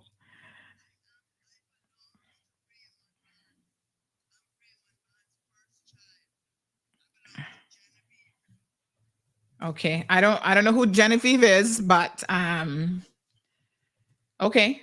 So you want to talk to me about something personal then, is what you're saying? I mean, okay. All right. So, right now we're live on the radio, so this wouldn't be the time. Okay. Uh-huh. All right. I mean, I'm happy to have a discussion. I'm not sure how much I can be of help. So, you can't make an appointment for me? What I'll do is when we're off air, I can certainly give you a call back. Okay then. All right, no problem. And then we can take it from there. But there's some, I mean, like I said, I don't know what it is that you want to discuss, but there are some things that I can only listen. I'm not sure of how much help I can be, especially when it comes to family drama. If it has anything to do with your family situation, what I would tell you is, okay. No, it's not. It's not any family situation. Okay. All right. Okay, my dear. So if you can call me on the WhatsApp, or if you don't get me, just call me on a straight call. My number is 323-2453. Okay. Okay. Thank you, Miss Sandra. You're welcome, dear. Bye. Okay. Mysterious.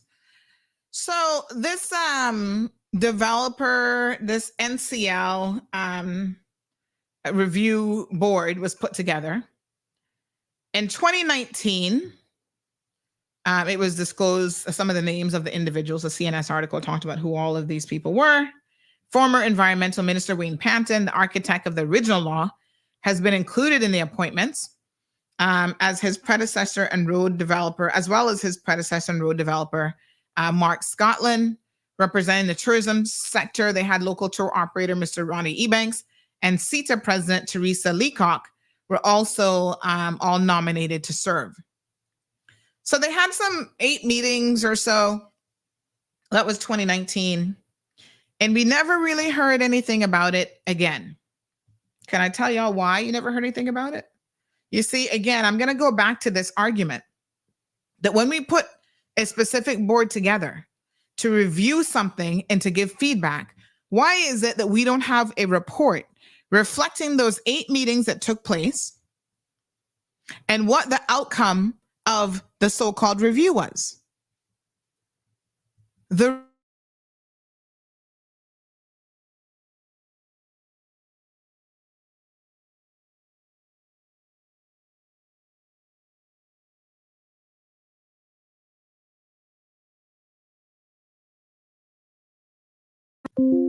Here we go again. Jesus Christ. Seriously. I'm going to say it and I'm going to say it. I'm going to say it until we get it in. Let me see. Are we still on radio? Hold on. Let me check my little radio feed with this other headset over here. And I'm going to tell y'all now the reason why. Yeah, it'll kick back in. Okay. So radio is good. Thank you. And social media takes a little second to refresh. You see, it's like something is dropping with the, anyway, I can't even. So listen, we didn't get a report. We didn't get anything because why? Because despite their best efforts, and they put every possible argument, well, this is happening, that's happening, da, da, da. Despite their best efforts, they could not find anything. I mean, zero, nada, zilch. How many languages can we say zero in? I need to start speaking in tongues like John now and trying to find all the, how do you say in Tagalog? Whatever other languages, right? They couldn't find anything to change. Or you see, UDA people don't know that because they put together this review council. There's no follow-up. And that's it.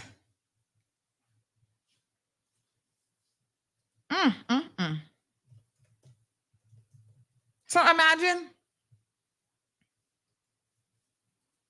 no follow-up, no reports, no nothing.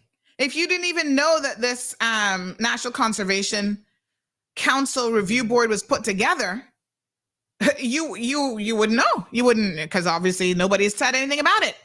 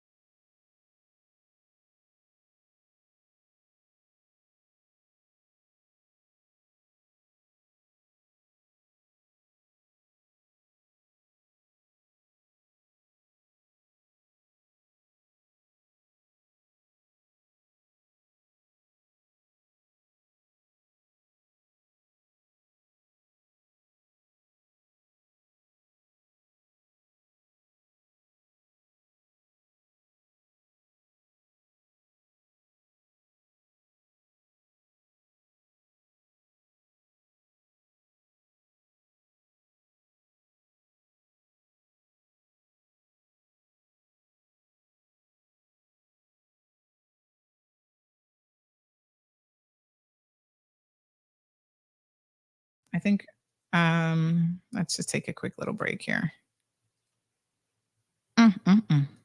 Things are heating up at Burger King, K-Man. For the first time in history, the signature heat of the Ghost Pepper has come to our iconic chicken fries. Introducing all new Ghost Pepper chicken fries at Burger King. Our delicious white meat chicken fries have been taken up a notch with Ghost Pepper spice added to the breading for ultimate flavor and heat. Ghost Pepper chicken fries have arrived at Burger King. Available in 8 or 12 pieces, but for a limited time only. Full menu.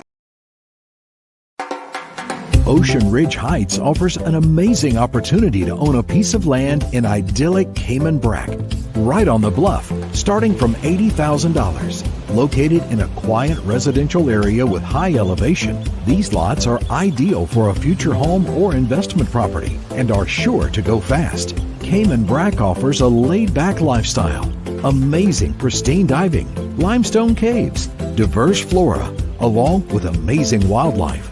Inquire about the owner financing options so that you can secure your piece of paradise today. With only a few lots remaining, these are sure to go before you know it. Contact Crichton Properties today on 345-949-5250 or info@crichtonproperties.com. All right, caller, good morning. Morning, Sandra. Hi. You look like you're having difficulties this morning. John and Alan sabotaging you. Oh my God. I don't know what it is, but it is super, super frustrating. But yes, they're not gonna, I gotta keep talking, so they won't be able to sabotage me for long. All right. Have a good day. Thanks, you too. What?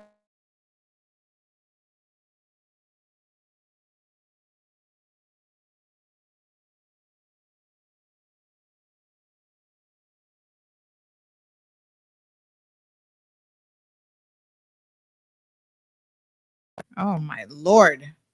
What a hot mess. Unbelievable. All right, folks. Let's continue the conversation. I'm constantly trying to switch between mics and trying to pick it back up. What a mess.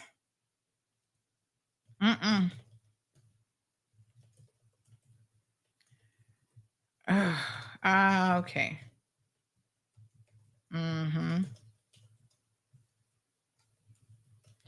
Okay. So, thanks to that caller, and hopefully we're still. Let me just double check radio. Hopefully we're still good on radio. So I'm gonna recap this because I know there's a number of interferences here, and I want y'all to really think about this situation for a minute. Because what I have said is Alden McLaughlin, the previous premier, made it his priority going into the 2017 I was about to say reign of terror, but going into his 2017 4 years, right? Made it his priority to try to, he said it was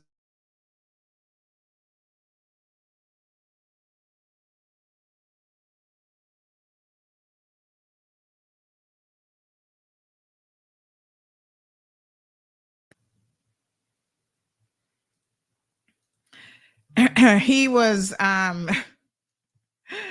no sir, I don't believe in conspiracies, but today I am really starting to question what on earth is going on. Oh my God, yes, WTF. Oh, it is so frustrating. All right, let's see how far we can get before I pull this board and chuck it out the window. Lord Jesus. Okay.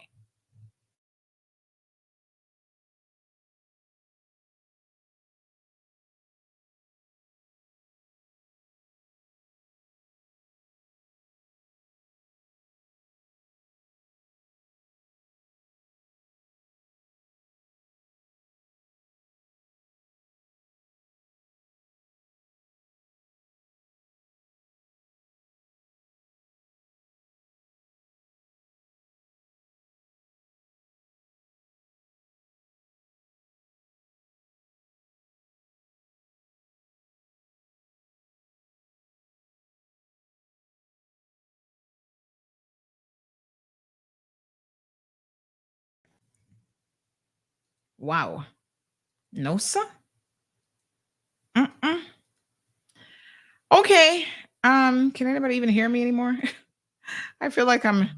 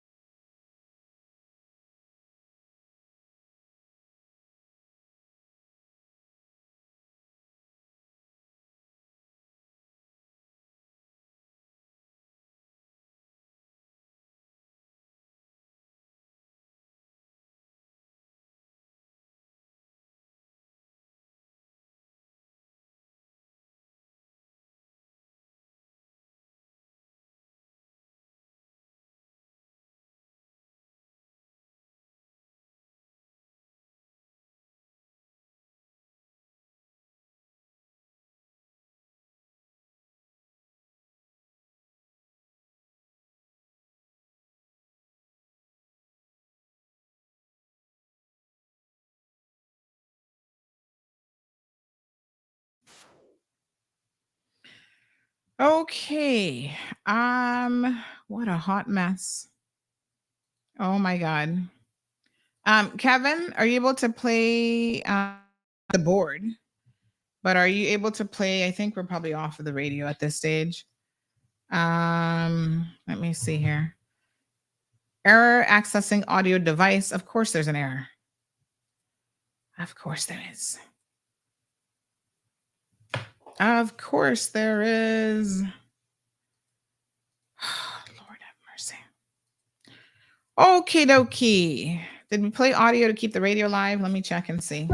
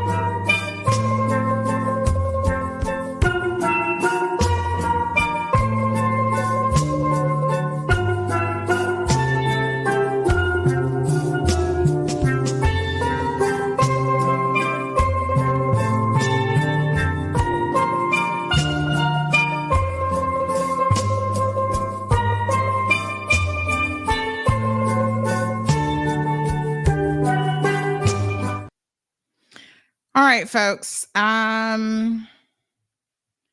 Welcome back. What I'm going to actually do, and I don't know if this has anything to do with it, but someone did make the suggestion, and at this point, we are going to pretty much do any and everything that we can to try to figure out, what's going on here. So someone made the suggestion to drop the radio feed, and out of an abundance of not knowing what is causing this, right? I am going to actually drop the radio feed. So if you're listening on radio, switch to social media. Let's see what happens when I'm not on radio. I mean, I don't know how that could potentially be interfering, but I do know that in order to have the radio connection going, we do have to use a tab in Chrome. So I've dropped it. Let's see what happens. We've got an hour left. Now, if we go the entire hour and nothing happens, then that could very well be it. I hadn't really thought of that being the issue. But somebody said this happened while radio was while off radio before, I thought. Well, we don't have a show where we're not connected to that radio stream, so I wouldn't know that. So let me see.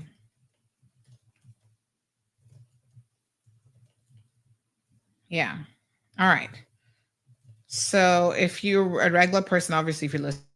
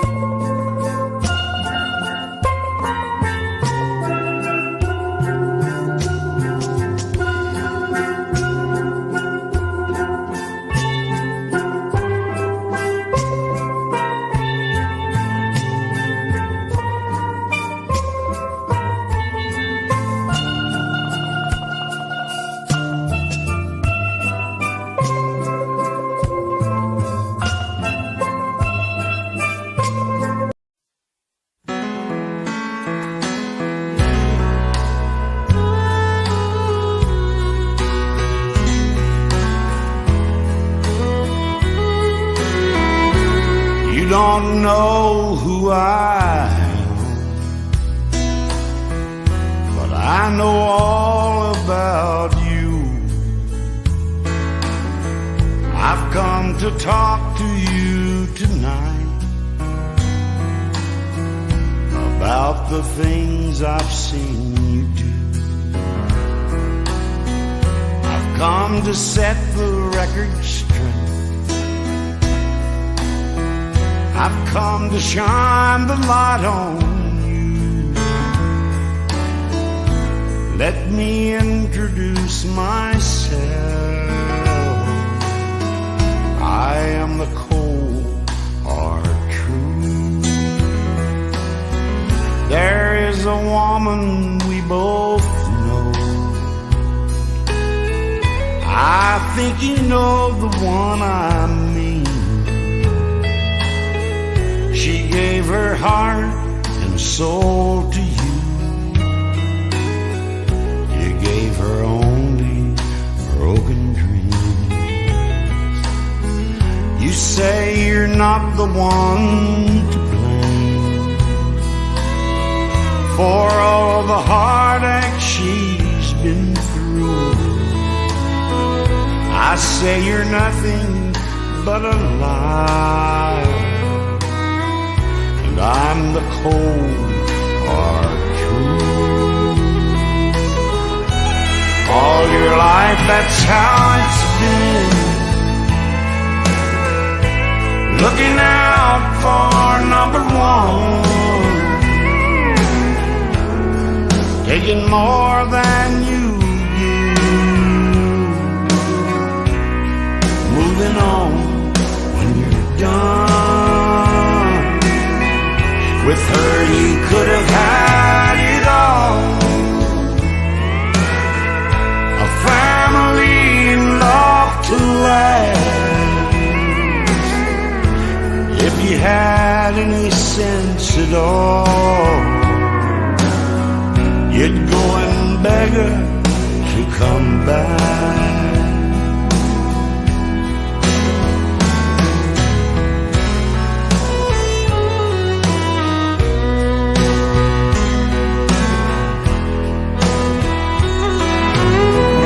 You think that you're a real man,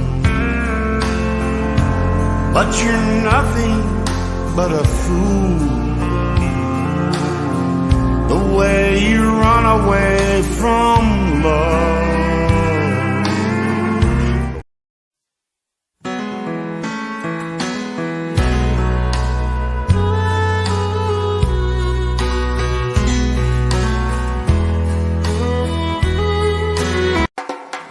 Ocean Ridge Heights offers an amazing opportunity to own a piece of land in idyllic Cayman Brac, right on the bluff, starting from $80,000. Located in a quiet residential area with high elevation, these lots are ideal for a future home or investment property and are sure to go fast. Cayman Brac offers a laid-back lifestyle, amazing pristine diving, limestone caves, diverse flora, along with amazing wildlife.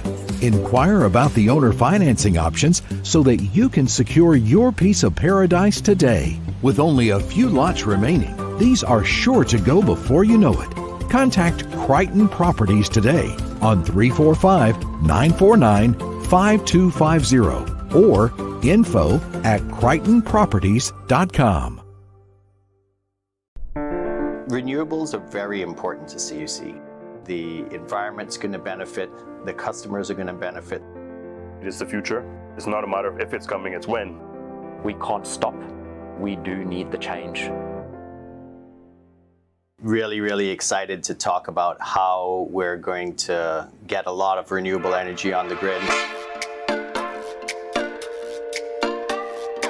We have been working on bringing renewable energy to Grand Cayman for many years now and produced our integrated resource plan back in 2016. Looking at how we can most effectively not only get renewable energy but reduce the CO2 impact of CUC's operations. You hear the comments or the misnomers that CUC is married to diesel, and quite frankly there couldn't be anything that's further from the truth. We know that renewable energy is the right thing to do. There's a lot of value by using renewable energy, battery energy storage within your integrated grid. A lot of time has to be put together to do your research, understand what it is that you're wanting to put out there. CUC has the ability to lead that transition, right? And be the first for not only Cayman, but the region. It's going to be so worth it. It's what I come to work for every single day, to know what we're working on is going to set the country up for success. It's going to be a foundational element of the economy. Bringing the public along with us is one of the key things to make a success out of it. Just to make sure that we're doing our part to reach those United Nations Sustainable Development Goals. Our team has been equipped, trained, developed.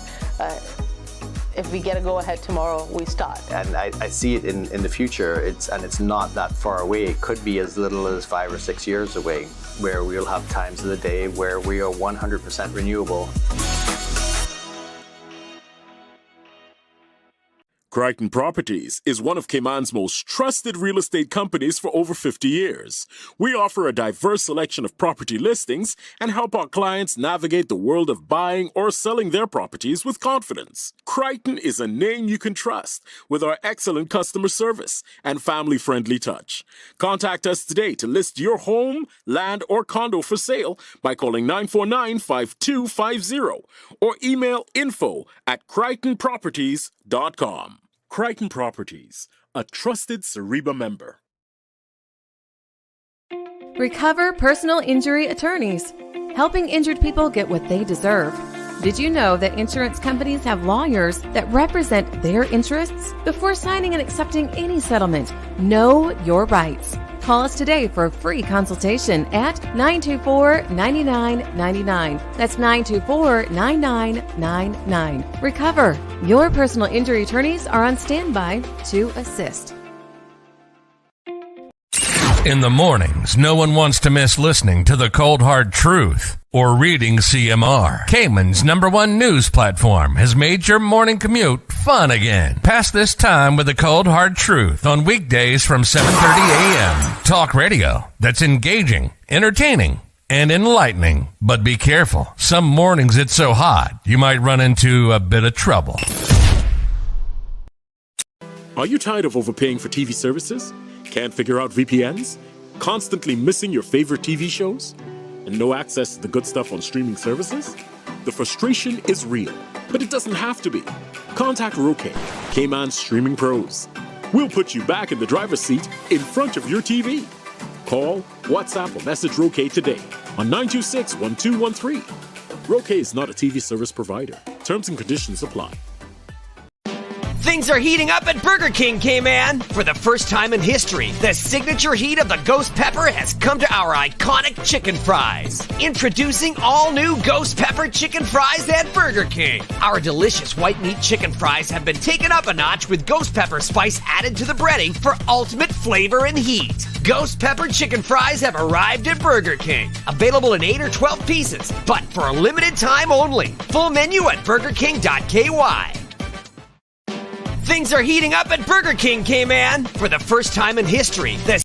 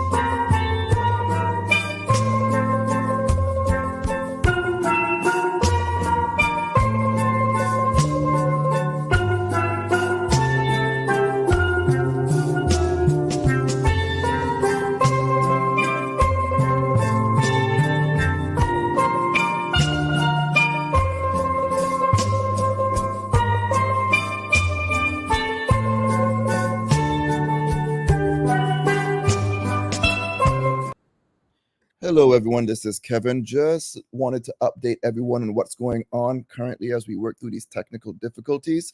Sandy is replacing some equipment, and as soon as that is connected, she'll be back. So please bear with us. Again, we apologize for this very, very upsetting and confusing and annoying bit of interruptions, but we are working very hard to try to get back on air. So bear with us, and we'll be back shortly.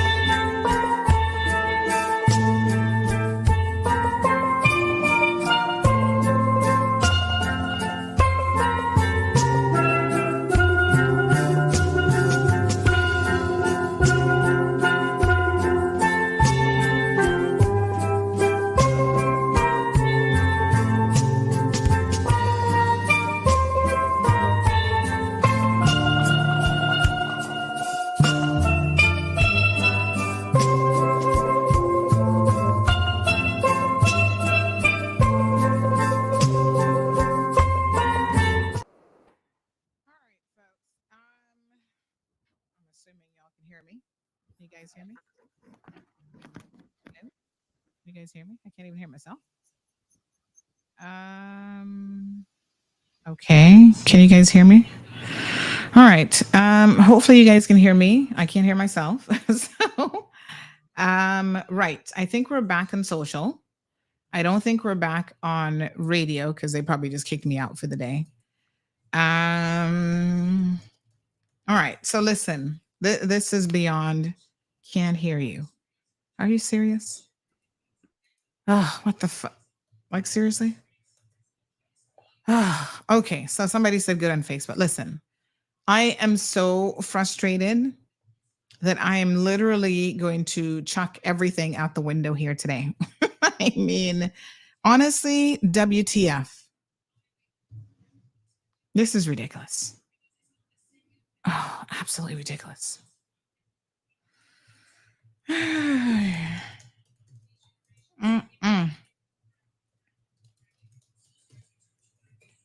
Oh my God. Oh, all right. So listen, let me tell you what I did. I pulled down the board in my frustration, literally, and I have plugged in a brand new board. Well, it's the same board. This is the other one. I've just literally just unplugged it all, pulled it all out, and let's see what happens. This is like the last thing other than the wires connecting to the board. This is kind of like, you know, the audio does go through all of this. So let's go for an hour and see what happens. If it's solid for an hour, although it's so sporadic that it really is difficult to say what could potentially be causing it.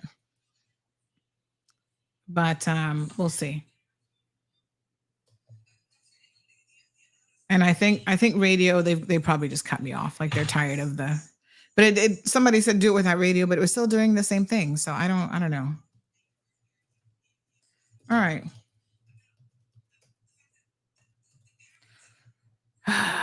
Anywho, let's see what happens. Okay. So where was I? I was talking about the National Conservation Council, the fact that this government has made every intention to do away with, they're going to pull it and water it down to nothing, if it even will exist after this.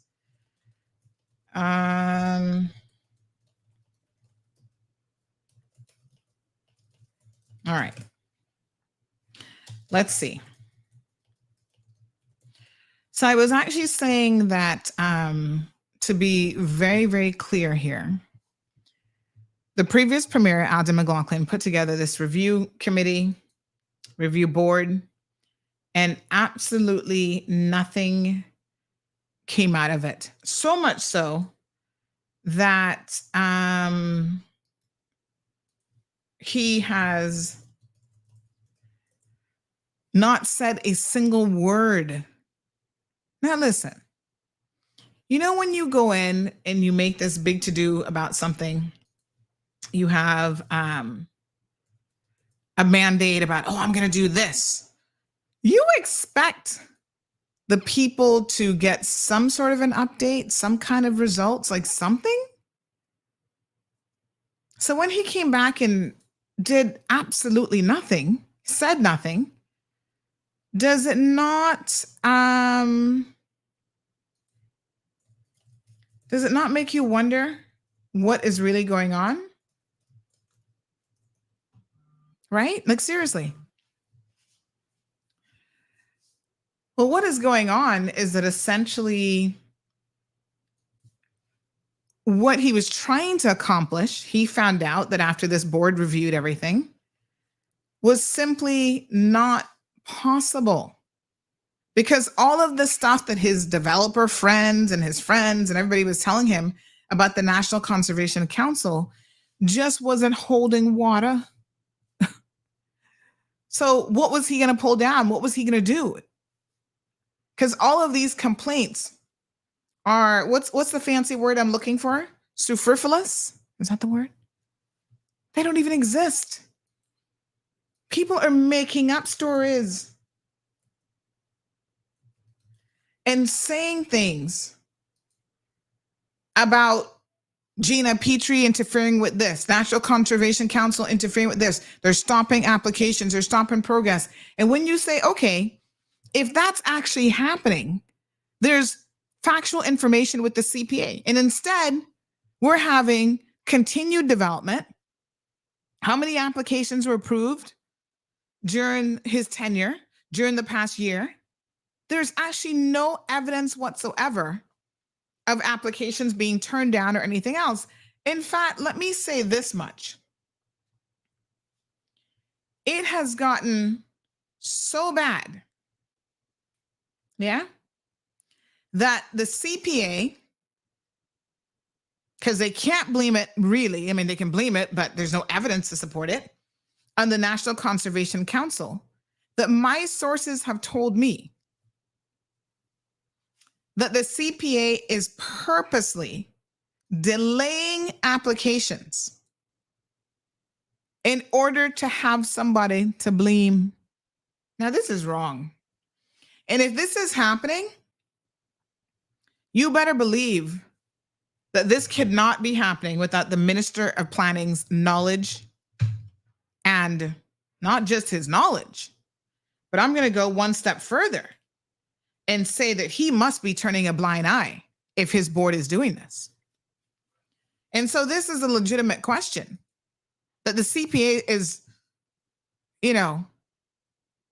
on purpose, delaying applications, making it more difficult. so that they can say, well, look, these application delays are happening. And so it must be because of the National Conservation Council and their input and their feedback and blah, blah, blah. In fact, do you guys recall there was an interview that we shared where it was proven, and again, this is not rocket science, that some 1% of applications, 1% of applications actually get feedback from the National Conservation Council. And they're screened by them. Let me tell y'all something. When someone makes up a story that XYZ is happening, and they tell you that this is interfering with our ability to get applications, planning applications submitted, planning applications put through. And as a result of that, we now have, this sort of gridlock situation occurring. And there's no evidence to support that. And in fact, the evidence actually demonstrates that the contrary is happening. Look at this. Environmental impact assessment by the numbers. Less than 1% number of projects screened by the NCC that have required an environmental impact assessment. People, follow me for a second here. Less than 1% of applications that have gone through planning, been screened, have required or been recommended, because it's a recommendation is what the NCC provides, that there's an environmental impact study. Why would we be tearing down the National Conservation Council to impact less than 1% of projects? The only logical reason why is that developers have become uneasy with thinking that they have to answer to anybody when it comes to the environment. This is the numbers. Over $800 million. That's the value of developments generated planning permission in 2017 alone. I wish we could get some updated figures on this because, 2017, that's been a minute now. They're going to say, no, that's outdated information. It has changed since then. I'm here to tell you that I'm going to request updated information, but I'm pretty sure that if anything has changed, that 800 million has probably gone up. About 1% is the average cost of an EIA compared to the project's overall cost. That year alone, when again they were going after the National Conservation Council, talking about, they're going to pull it apart. They're going to stop all these draconian components of it. Over 40% increase in the number of approved planning applications since the NCCL was passed. So wait a minute. What? What are you saying? That there's been an increase in the number of applications passed since the National Conservation Law has been passed? Yes. Zero is the number of planning applications that have required an EIA since the NCL came into effect. Wow. So remind me again, why on earth are we making the National Conservation Law and the National Conservation Council out to be this horrendous institution? When in real terms, real numbers, y'all see the numbers here in front of you, there's little to no significant impact. But developers do not want any oversight. They do not want to be questioned by anybody.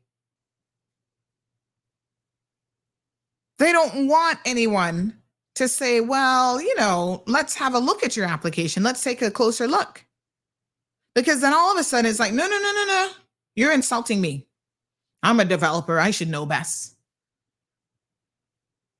But in order to ensure that there is this balance, right? I mean, come on. Should there not be some degree of oversight? But I'm going to say to you all, based on these figures, that, my God, the degree of oversight is insignificant. Like, honestly, in so many other jurisdictions across the world, there is real oversight. This is, okay, we're getting started.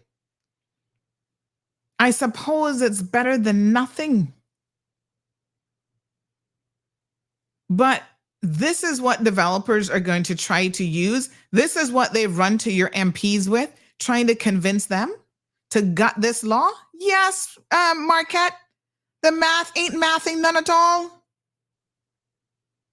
It makes so little sense based on the evidence. And like I said, this is information that has to be in the public domain, that is publicly available. How can the CPA argue with these numbers? That's what I want to know. Right? On what basis would they be arguing with these? Seriously. I don't see it. And so if there's no real fundamental way to make an argument, support that argument with real evidence, are you not wondering why the argument is being made to begin with? There's something critically wrong here. Now, like I said, I am not one to be like, oh, throw planning and development to the road, throw it by the wayside. We don't need any of that, blah, blah, blah. That's not what I'm saying here. I'm saying if you're going to make an argument to me, go and look at the court judgments and stuff yourself, right? The judges have decided, the courts have decided in favor of the national like their interpretation of the law. Because once again, the CPA wants to challenge the National Conservation Council. They have done so unsuccessfully. Right? Here's what they say on their website: the role of the Central Planning Authority, based on reviews and recommendations provided by the Department of Planning and other government agencies, the CPA decides whether to support or not support an application for development and dictates any conditions of approval if applicable. The enabling legislation for the formation and function of the CPA is the Development and Planning Act 2021 and the Development and Planning Regulations. So they did a whole press release about this decision, about the CPA judgment. Listen to me. I don't know who wrote this press release for them.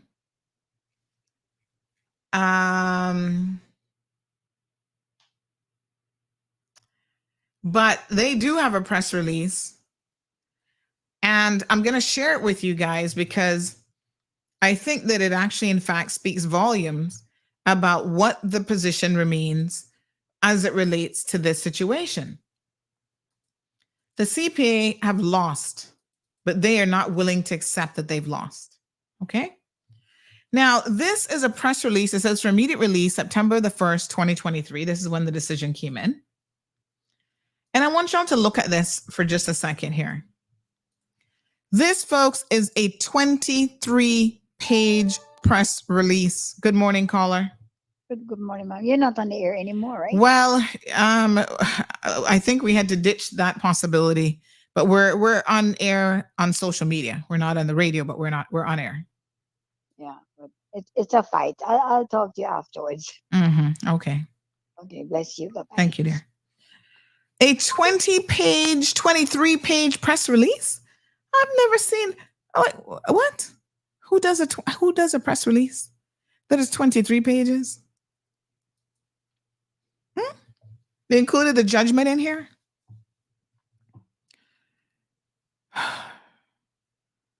So they say that the Central Planning Authority, the CPA, is in receipt of the Cayman Islands Court of Appeal judgment in respect to the CPA's appeal of the Grand Court's decision on the judicial review application brought against the CPA by the National Conservation Council. At the commencement of the hearing of the appeal, SICA confirmed that Justice Walters had fallen into error, and on that basis, the decision of the Grand Court was rejected.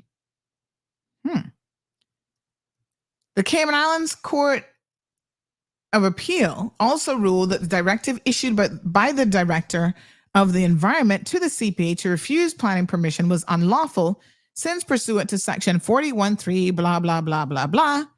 So they go on to say, and you can see from their headline, that the NCC/DOE cannot preemptively direct the CPA to refer the matter to the NCC based on adverse effect. However, since the appeal was squashed on other grounds, namely on the basis of inadequate reasons regarding the CPA's consideration of Section 41 of the NCA, the matter has therefore been remitted by the CICA to the CPA for reconsideration. This means that the CPA will have to consider the planning application again, take in account of SICA's guidance, and in doing so, the CPA will endeavor to provide more detailed reasons for its decisions regarding its consideration of Section 41 of the NCA. So in other words, they're saying, oh yeah, we won. Not really. They found this part of it to be in our favor. But, we still have to consider and give our reasons why, and Section 41 actually applies. Okay, if that's the case, and if you feel like you've won, because remember, see this big headline up here? Court of Appeal rules Grand Court judgment erroneous and DOE erred in the law, but remits matter to CPA for consideration. This has been penned in such a way that really and truly they're saying, oh, but we still won. This was still a judgment in our favor. It really isn't. But let's say, for sake of argument, that we accept that position, then why you keep fighting it? Why is this still a fight? If you feel like you won, right? Why is this an issue? This is very, very bizarre. You don't think you've won something in law, send out a big time press release stating that, oh yeah, they got it wrong. Grand Court got it wrong. Department of Environment gets it wrong. And then you turn around and run back to the same court and ask them to allow you to take it to a higher court for review. And then they turn you down. That doesn't make any sense. There's just too many things about this that is completely illogical. So your cabinet members, your caucus, this weekend, there they are in Cayman Brac saying that they will legislatively now, because this is the power of legislation. They can pull the National Conservation Law apart. They can water it down to make it ineffective. And this is what you have to do. I want to make sure that each and every one of you are paying attention here today. You live in a constituency and you vote in a constituency. Whoever the puppet masters are, and I don't care which developer it is, they form a conglomeration amongst each other, and their remit, get rid of Wayne Pampton. He's going to try to stop us in relation to watering down the National Conservation Council, watering down the law. Because remember, he was instrumental in getting this law put in place in the first place. Get rid of Jennifer Ahear because she's going to argue against it. And she's going to bring some very logical and strong arguments. So let's get rid of her as well. Okay? All of these things they're going to put forward to the people. Your MPs are going to make this decision behind closed doors. Notice how they never came to you all. There's been no open consultation about what we need to change with the National Conservation Council. Let's not just hear from the developers in this country. Yeah, they have money, and that's fine. I'm not knocking any developers as long as they follow the law. Right? What about the people? We're about to undertake a massive project here shortly of putting through potentially the east-west arterial expansion. Listen, I'm impacted by this. I live in the eastern districts. You know, the evenings that I have to pick up my daughter from school, and heaven forbid there's one accident, I feel the impact of having to sit in traffic with a 7-year-old for all 2 hours trying to get home. I don't do the morning run, but I'm aware. Heaven forbid there's a little fender bender. There's a gridlock. Everybody's stuck in traffic. And a lot of your MPs have committed to this rhetoric that road will go through no matter what. Forget the environmental impact assessment, they've said. We don't need it. You've heard them. Chris Saunders, Kenneth Bryan, and Jay have been the forerunners in the previous administration who said just put the road through, forget about the environment. We can't do that. The environmental impact assessment is required by law. But if they change the law where it's no longer required, here comes the bulldozers and they're going to rip it all down. And for what? We need the road. The previous premier has said that himself. He's never said he's against it. He said, I am for it, but we have to follow the law, follow the process, and it has to be done the right way. They have said to hell with the environment and to hell with the conservation law. We will not allow them to do this. Just follow the process. What is the harm in following the process? It's not like the previous administration got it done. The irony of it is under the PAC administration, we've gotten further than we ever have gotten in relation to trying to push this road through. So it's going to happen. It might be a question of, okay, we're going to change the direction of the road in this area to be less impactful on the environment. We're going to have to take some mitigating, decisions around the mangroves here or there or whatever. Those recommendations to me matter and they make sense. Like, I don't believe in taking an approach where it's all or nothing. You've got to find that middle ground that makes sense for us to navigate. Yes, development is important. We need homes. We do need buildings. Listen, I'm not even against high rises because the truth of the matter is, if it's done in a sensible way and you zone restrict it, it makes complete sense. A 10-story building has less of a physical imprint than spreading out. You're going up. And in many jurisdictions across the world, multi-purpose buildings have been, a savior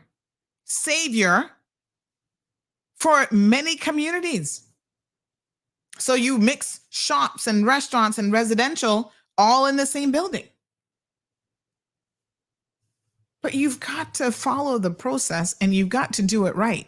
And you've got to stop lying to the people of this country and making decisions behind our backs in secrecy. We need more transparency. We need the game playing to stop. I mean, my God, enough is enough. It's time that we just said, listen, whatever decisions you guys are going to make, we expect some degree of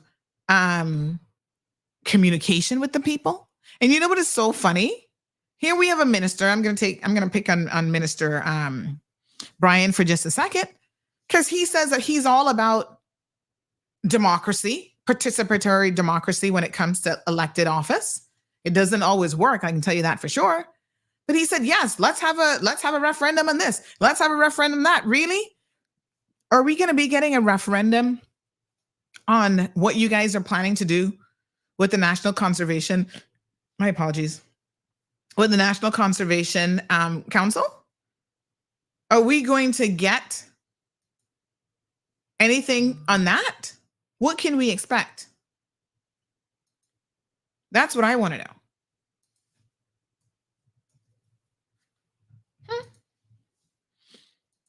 I don't know.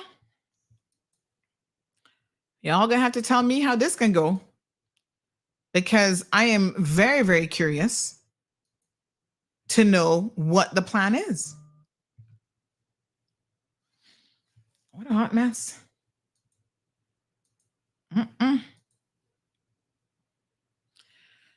Oh boy.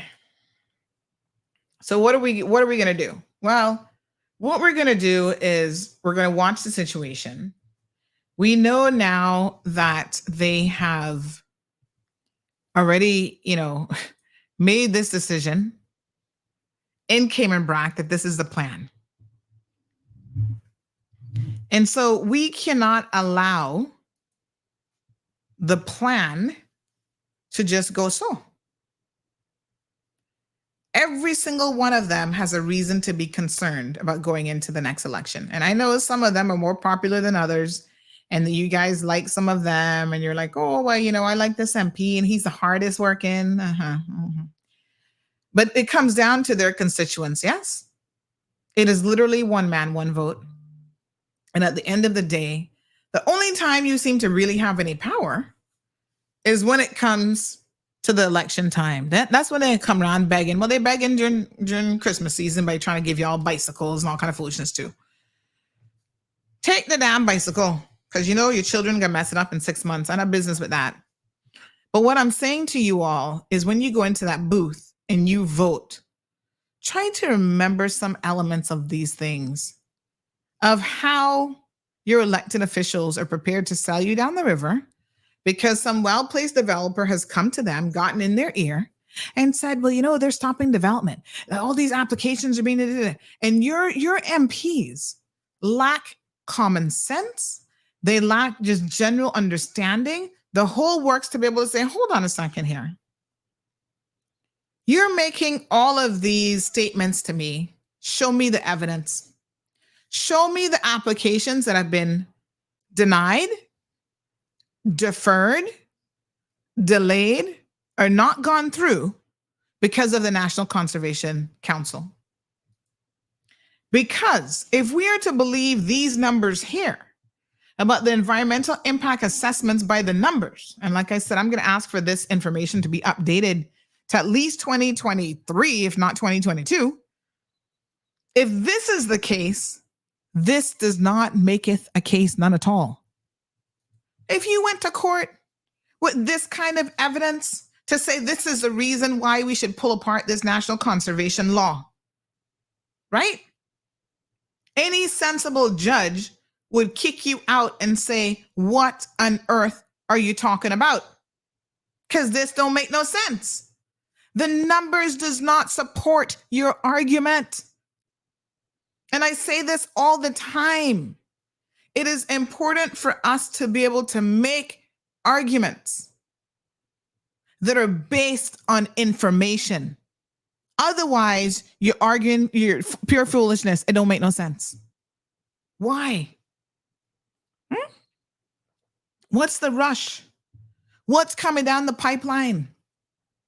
What projects are they thinking they want to be able to push through with no oversight whatsoever? Oversight is a good thing. Everybody needs some degree of oversight. It's so funny because these very same MPs, right, are telling you that I need oversight because I use profanity on the radio. Y'all notice that I've been pretty good in 2020, and I really curse on the radio yet, although this audio issue has been making me want to curse for the last week. I haven't. But I have the freedom. That's freedom of speech. So they're telling you that a fundamental freedom, right, needs to be controlled because it's on the airwaves being social media, it's not radio. And yet they want developers to be able to go out there and do whatever they want. Listen to me now. If I pop a couple bumbleclot words on the radio, that might insult your little ears a little bit. Oh, Sandy, don't curse. That's fine. You'll get over it. You'll live. But that's not going to have any significant impact on your life. You allow developers to go through unchecked at all in this country. That impacts every single one of us. Rocket, I have to believe with you. Marquette, sorry. Rocket. You're absolutely right. It does make you question, do they even care? Well, you know what they care about? They care about the here and now. They care about what's happening now. They don't have the ability to see in the future, or they just don't care. Maybe they have the ability, but they don't care. Oh, I'm not going to be around then. I need my pockets lined now, right? They got big time mortgages, drive around in cars that we, the people, have paid for. They want to live their best lives now on the back of the people of this country. Let me give you all another nugget. This government, UPM, yeah, are not going to deliver a single thing as it comes to the minimum wage. You all heard me. You're not getting no minimum wage increases.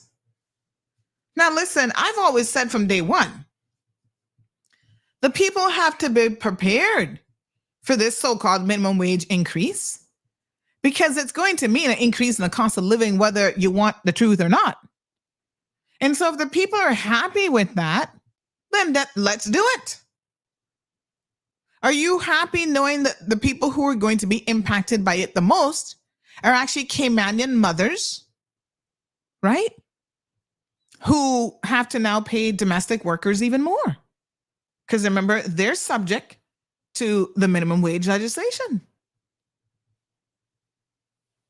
So I've always said there's some critical issues here with how minimum wage works. And I myself have wanted more information, more data in order to be able to make any kind of decisions. Remember I was saying when they came on the show, I said, who is making minimum wage? Oh, we don't know. But what?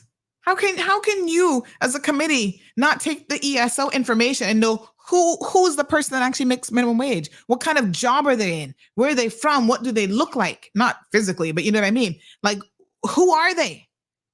Is it the domestic worker? Is it caregivers? Professional caregivers that have a qualification still making $8 an hour? Because one guy called me yesterday complaining about that with his girlfriend. Well, $8 is minimum wage, but still. He's like, for what she's qualified to do, she's being underpaid. So are we trying to correct a situation and are we going about it the right way? But in order to get there, we need data, we need information. And my thing is, if you can't answer those questions, I don't know what kind of report that would be, but guess what? The report has been submitted to the previous administration, which means this government has it. And I'm telling you, they're not going to do anything about it. Now that I'm calling them out, they probably rush and put out a little statement. Why have they not even told you guys that the minimum wage report has been delivered to them? Ask yourself that question. Why? They've been working on this now for a good hot minute. You would think such an important thing that has been delivered would have been announced. We now have it in our hands, and we are committed to making a decision one way or the other. They don't want to tell you all the truth. Right? They don't want to tell you that this is something that they know the people by and large want in some form or another, but they're not going to do it. They're not going to deliver. The same way that Alden promised he was going to rip apart the National Conservation Law, couldn't do it because there was no significant changes to be made. And then he does not tell you, the people, anything about why he couldn't do it. You got to stop being fooled by these MPs. Like, seriously? I'm honestly to the point where I am so sick and tired of the lies. Like, I really, Lord Jesus, I can't take any more lies. They think that they can continue to fool us. and that we're going to be so stupid. This is why I always say, listen, Caymanians and Cayman does not operate in a vacuum. A lot of the issues that we are facing are the same issues being faced all over the world. But y'all want to hear something? As Caymanians, we believe we're special. We're God's chosen ones. I'm going to give you all a real reality check, right? And because we're God's chosen ones, we believe that this little rock, this little island is so incredibly unique and so special. And so the problems that we have are unique and special to us, and only we can come up with the solutions. That's what we want to think. Now, let me be quite honest here. I'm not saying that we're not unique and special and we shouldn't think that way. We're not any more unique and special than anybody else. Let me be quite frank and honest. I always say this is the best place in the world. Born ya and won't die ya. But we shouldn't confuse being patriotic, because most of us don't have none of that when it's really necessary. But we should not confuse that with the reality, really, of, okay, we got problems, but our problems are not unique to us. We should really look around the world and see who else has these problems and perhaps how they're dealing with it. Have they found the solution? What's the solution, et cetera, et cetera. Because let me give you all a little snippet of something I shared yesterday. I'm sure some of you saw this. The national minimum wage in California is about to change to $20 per hour for fast, across the board, really, $20 per hour. Now, if you know anything about California, I mean, you know, to say that it's expensive to live in California is probably an understatement. Most of California, pretty expensive housing. And so ahead of this national increase that's coming in the state of California, my apologies, they have an intention of laying off thousands of workers. They made this announcement. And it's so interesting because the workers themselves, like one guy, he was being quoted as saying he has worked as a delivery driver. So they're going to lay off some 1,200 delivery drivers. He has worked as a delivery driver now for, for 9 years.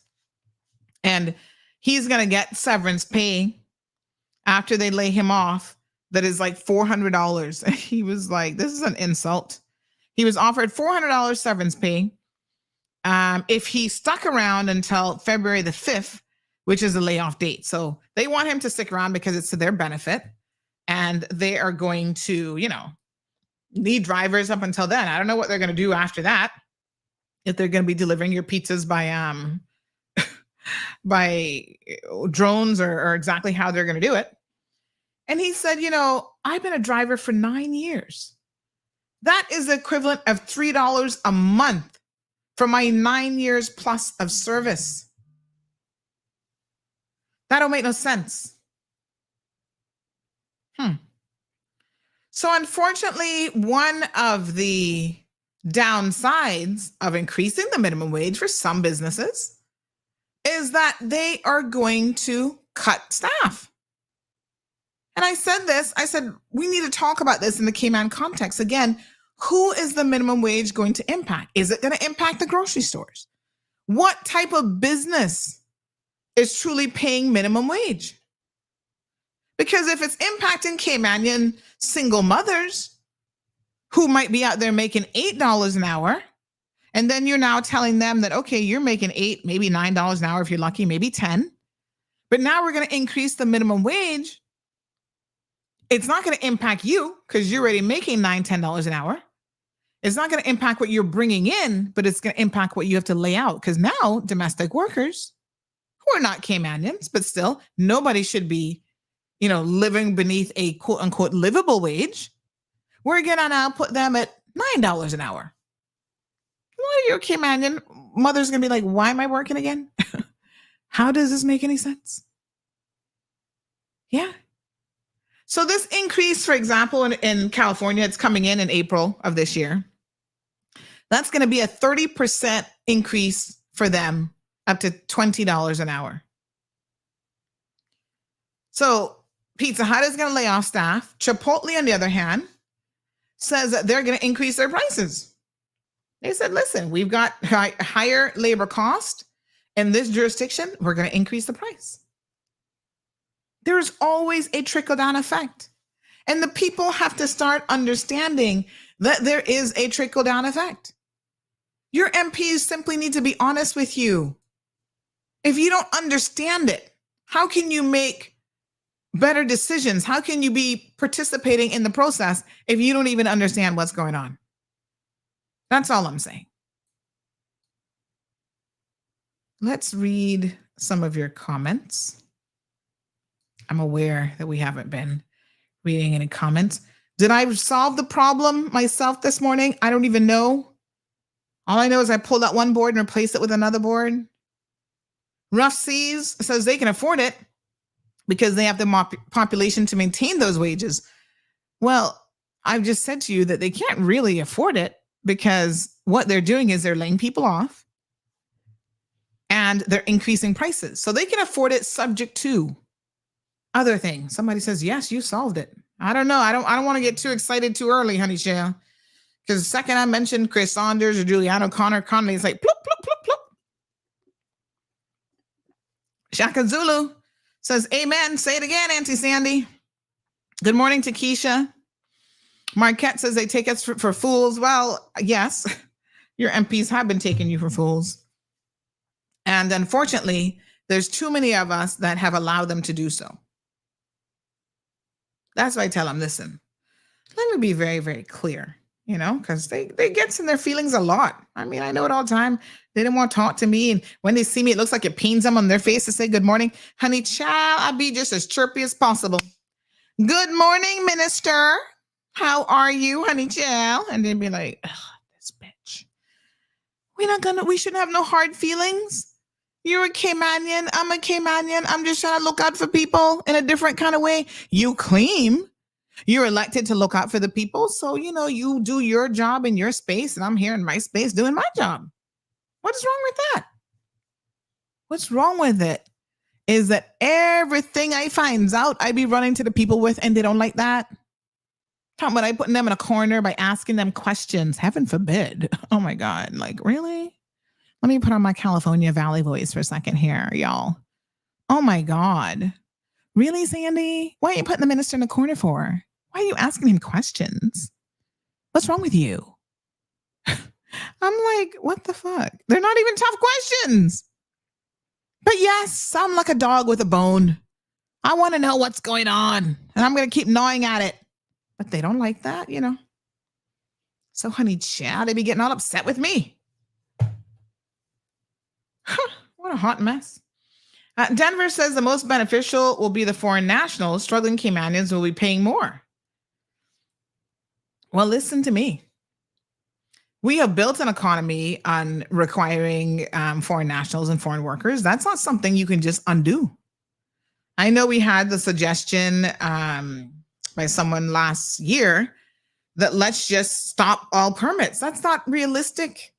So, when John makes that his platform for election and y'all jump up and down, yeah, John, we got to vote for you. What did you say? Marquette said they're taking us for a fool. Of course they are. They're definitely taking you for a fool because John knows that that's not realistic. That's not going to happen.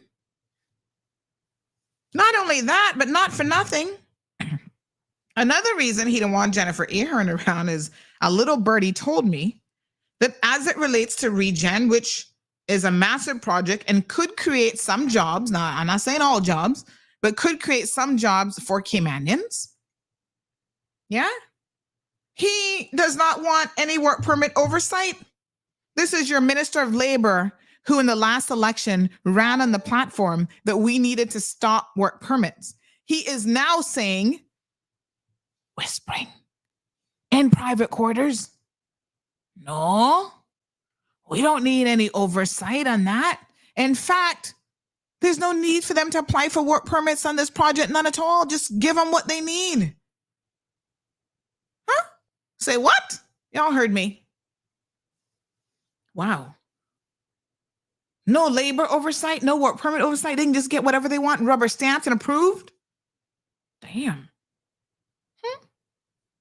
Now that is a hot mess if I ever heard of one.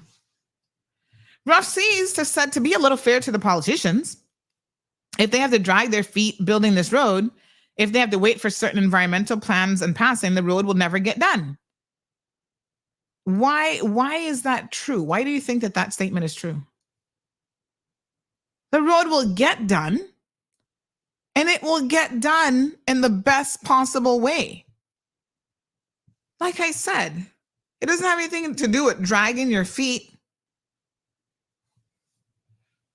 Wait for certain environmental planning to be passed. So the alternative is to just throw up the road and don't care about the environment. And then you create bigger problems with flooding. Do we need to talk about Randite Gardens when you let developers just go in and throw in any shit all over the place? You know, the people that have built homes and purchased homes in Randite Gardens. I remember when I first came out to Cayman and y'all had some flooding back in those days, all 4 feet of water for regular rain up in there. And I'm like, how did this happen? What? Are you kidding? Oh, because we don't care. Developers can do whatever they want. Forget about the natural slope of the land and not taking anything into consideration when building entire communities like that. And who does that hurt? That hurts Caymanians, because those were Caymanian homeowners who went in there and purchased land. And when you have 4 foot of water up in your house, losing all your furniture, your property insurance goes up. You can't afford that as it is, right? Your house value goes down. And you put Caymanians in a position where all of a sudden they need to get out of certain neighborhoods. And the quality of that entire neighborhood is compromised and goes to the dumps. Because if that was South Sound, it wouldn't go so. This is why you have to have some balance. So even Chris Saunders, it's ironic that he is one of those people who's like, just put the road through no matter what. Because in his own constituency, right down in Northward, there is a section of Northward that is prone to flooding because a developer of homes was able to go in there, throw up some homes, no environmental assessment, no nothing. And that has now caused flooding in another area. But guess what? When the issue happens, he got the first one that is going to run to the Department of Environment. Y'all need to fix this. Y'all need to come up with a solution. Really? How about the solution and the fix was to try to mitigate it at the front end instead of trying to fix it afterwards? You know how hard it is to fix something after the fact? Go break something and fix it and put it back together, and then come and tell me how well that worked out for you. We got to start thinking the long term. Not short-term gain. What is the long-term game plan here? Why don't we not have a developmental plan for this country? Everything is so ad hoc, we don't even know where the hell we're going. Somebody called me yesterday, well, Miss Sandy, why can't we take, since the BRAC does not really need a $50 million school, why don't we make it into a boarding school and start importing people in to Cayman BRAC? I was like, okay. I've never thought of that before. I don't even know what that would look like or what that would mean. But our people not got no foresight. We're not thinking about any of this stuff. There's no cohesiveness anywhere. It is a hodgepodge situation. Just throw it all together and maybe it'll keep working for us as it has in the past. And when it doesn't, and the economy starts to suffer, and the people start to suffer, like really suffer, then what? Is it too much to ask? Marquette says, I hope they never eat another mango, coconut, June plum, tamarind, drink mint tea, or fever grass, kiss my teeth. That's going to be the least of our worries. We're talking about potentials of like flooding, changing the entire topography of areas.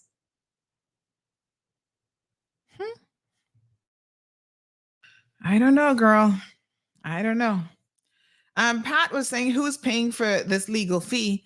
This is the war between the NCC and what's it called? The government, we the people, is paying for that, honey jail. Because two government agencies and departments fighting each other means it comes out of government coffers. And the other thing is, let's not forget that when the minister Jay said to Wayne Panton that he needed more money to take the fight even further, Wayne Panton said, no, I'm not going to give you any more money for this. Luckily, the court nipped it in the bud anyway and said, we're not going to approve your application to proceed to higher court, so you're done. Interesting. Ay. What a hot mess, y'all. I tell you. Just incredibly unbelievable. Gabriella, good morning, says it's not you, Sandy, because you went well yesterday until you mentioned them. It's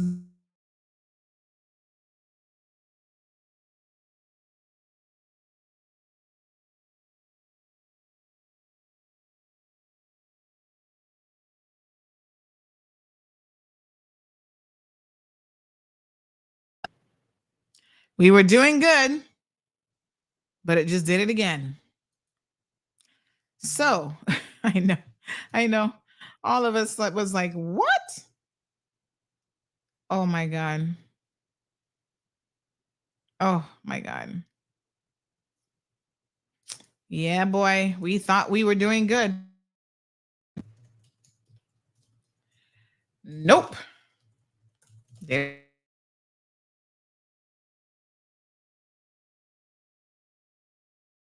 Team just said, oh, for fuck's sake. At this point, seriously. Oh my God. Seriously. Yep. The audio issue just happened again. Completely new board. So it's safe to say that there's no issue with the original board. Like, my God, what the fuck? I don't even know what to say. It's got to be something on the network, on the computer. I don't know. Something between the two. All right. Listen, I've had enough of the sound issues. And like I said, once it starts, it's going to continue.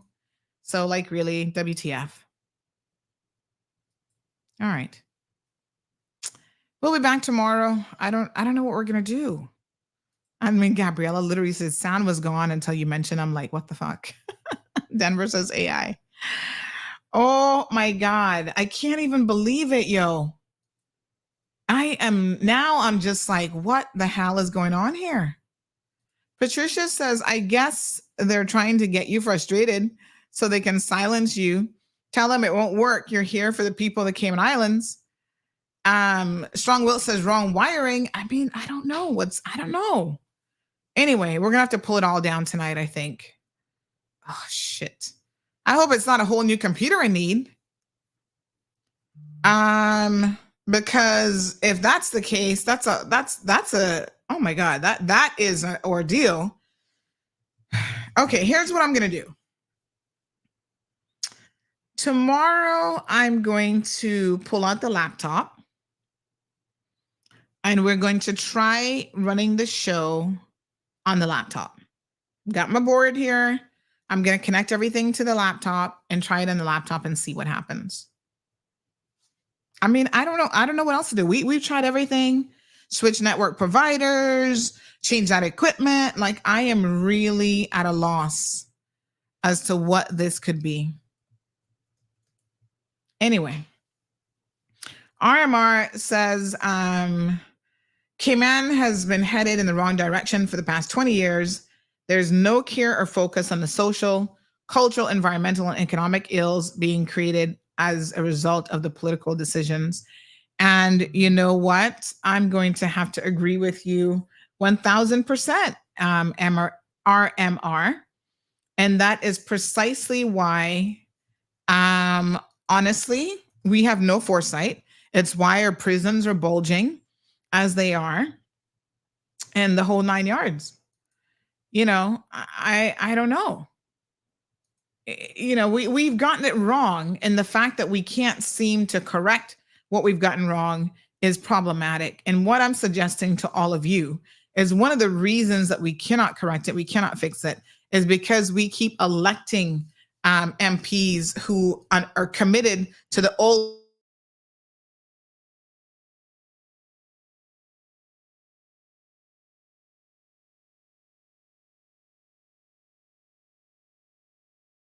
here we go again, that this is just a continual issue.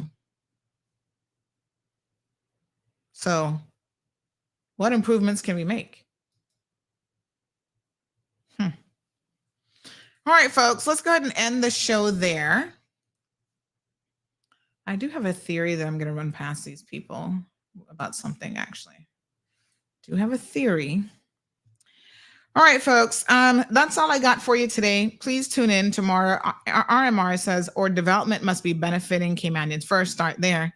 Well, I mean, yes, and it just has to be, all I'm saying is, listen, we can benefit from development. We can do it in a sustainable way. But sustainable really has to be the key. Why do I feel, says Jay, like the government should listen to this talk show for pointers? Well, I can tell you they listen. I don't know if it's for pointers or not, but they do listen. And most of the time, it's just to get up in their feeling.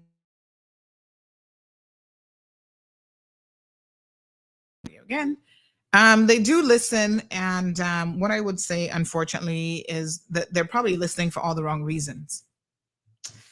Anyway, that's it. Notice, though, the issue's continuing, but it doesn't last as long. Anybody else notice that, or is that just me?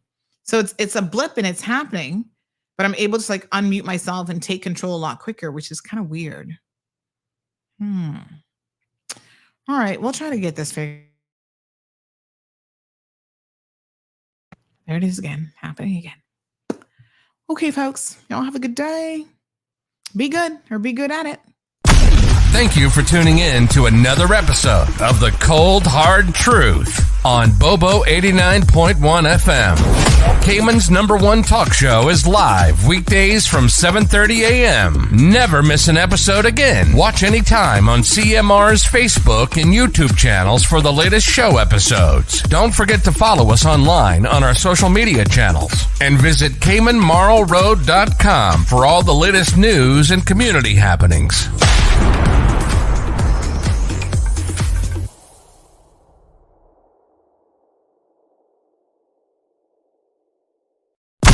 Thank you for tuning in to another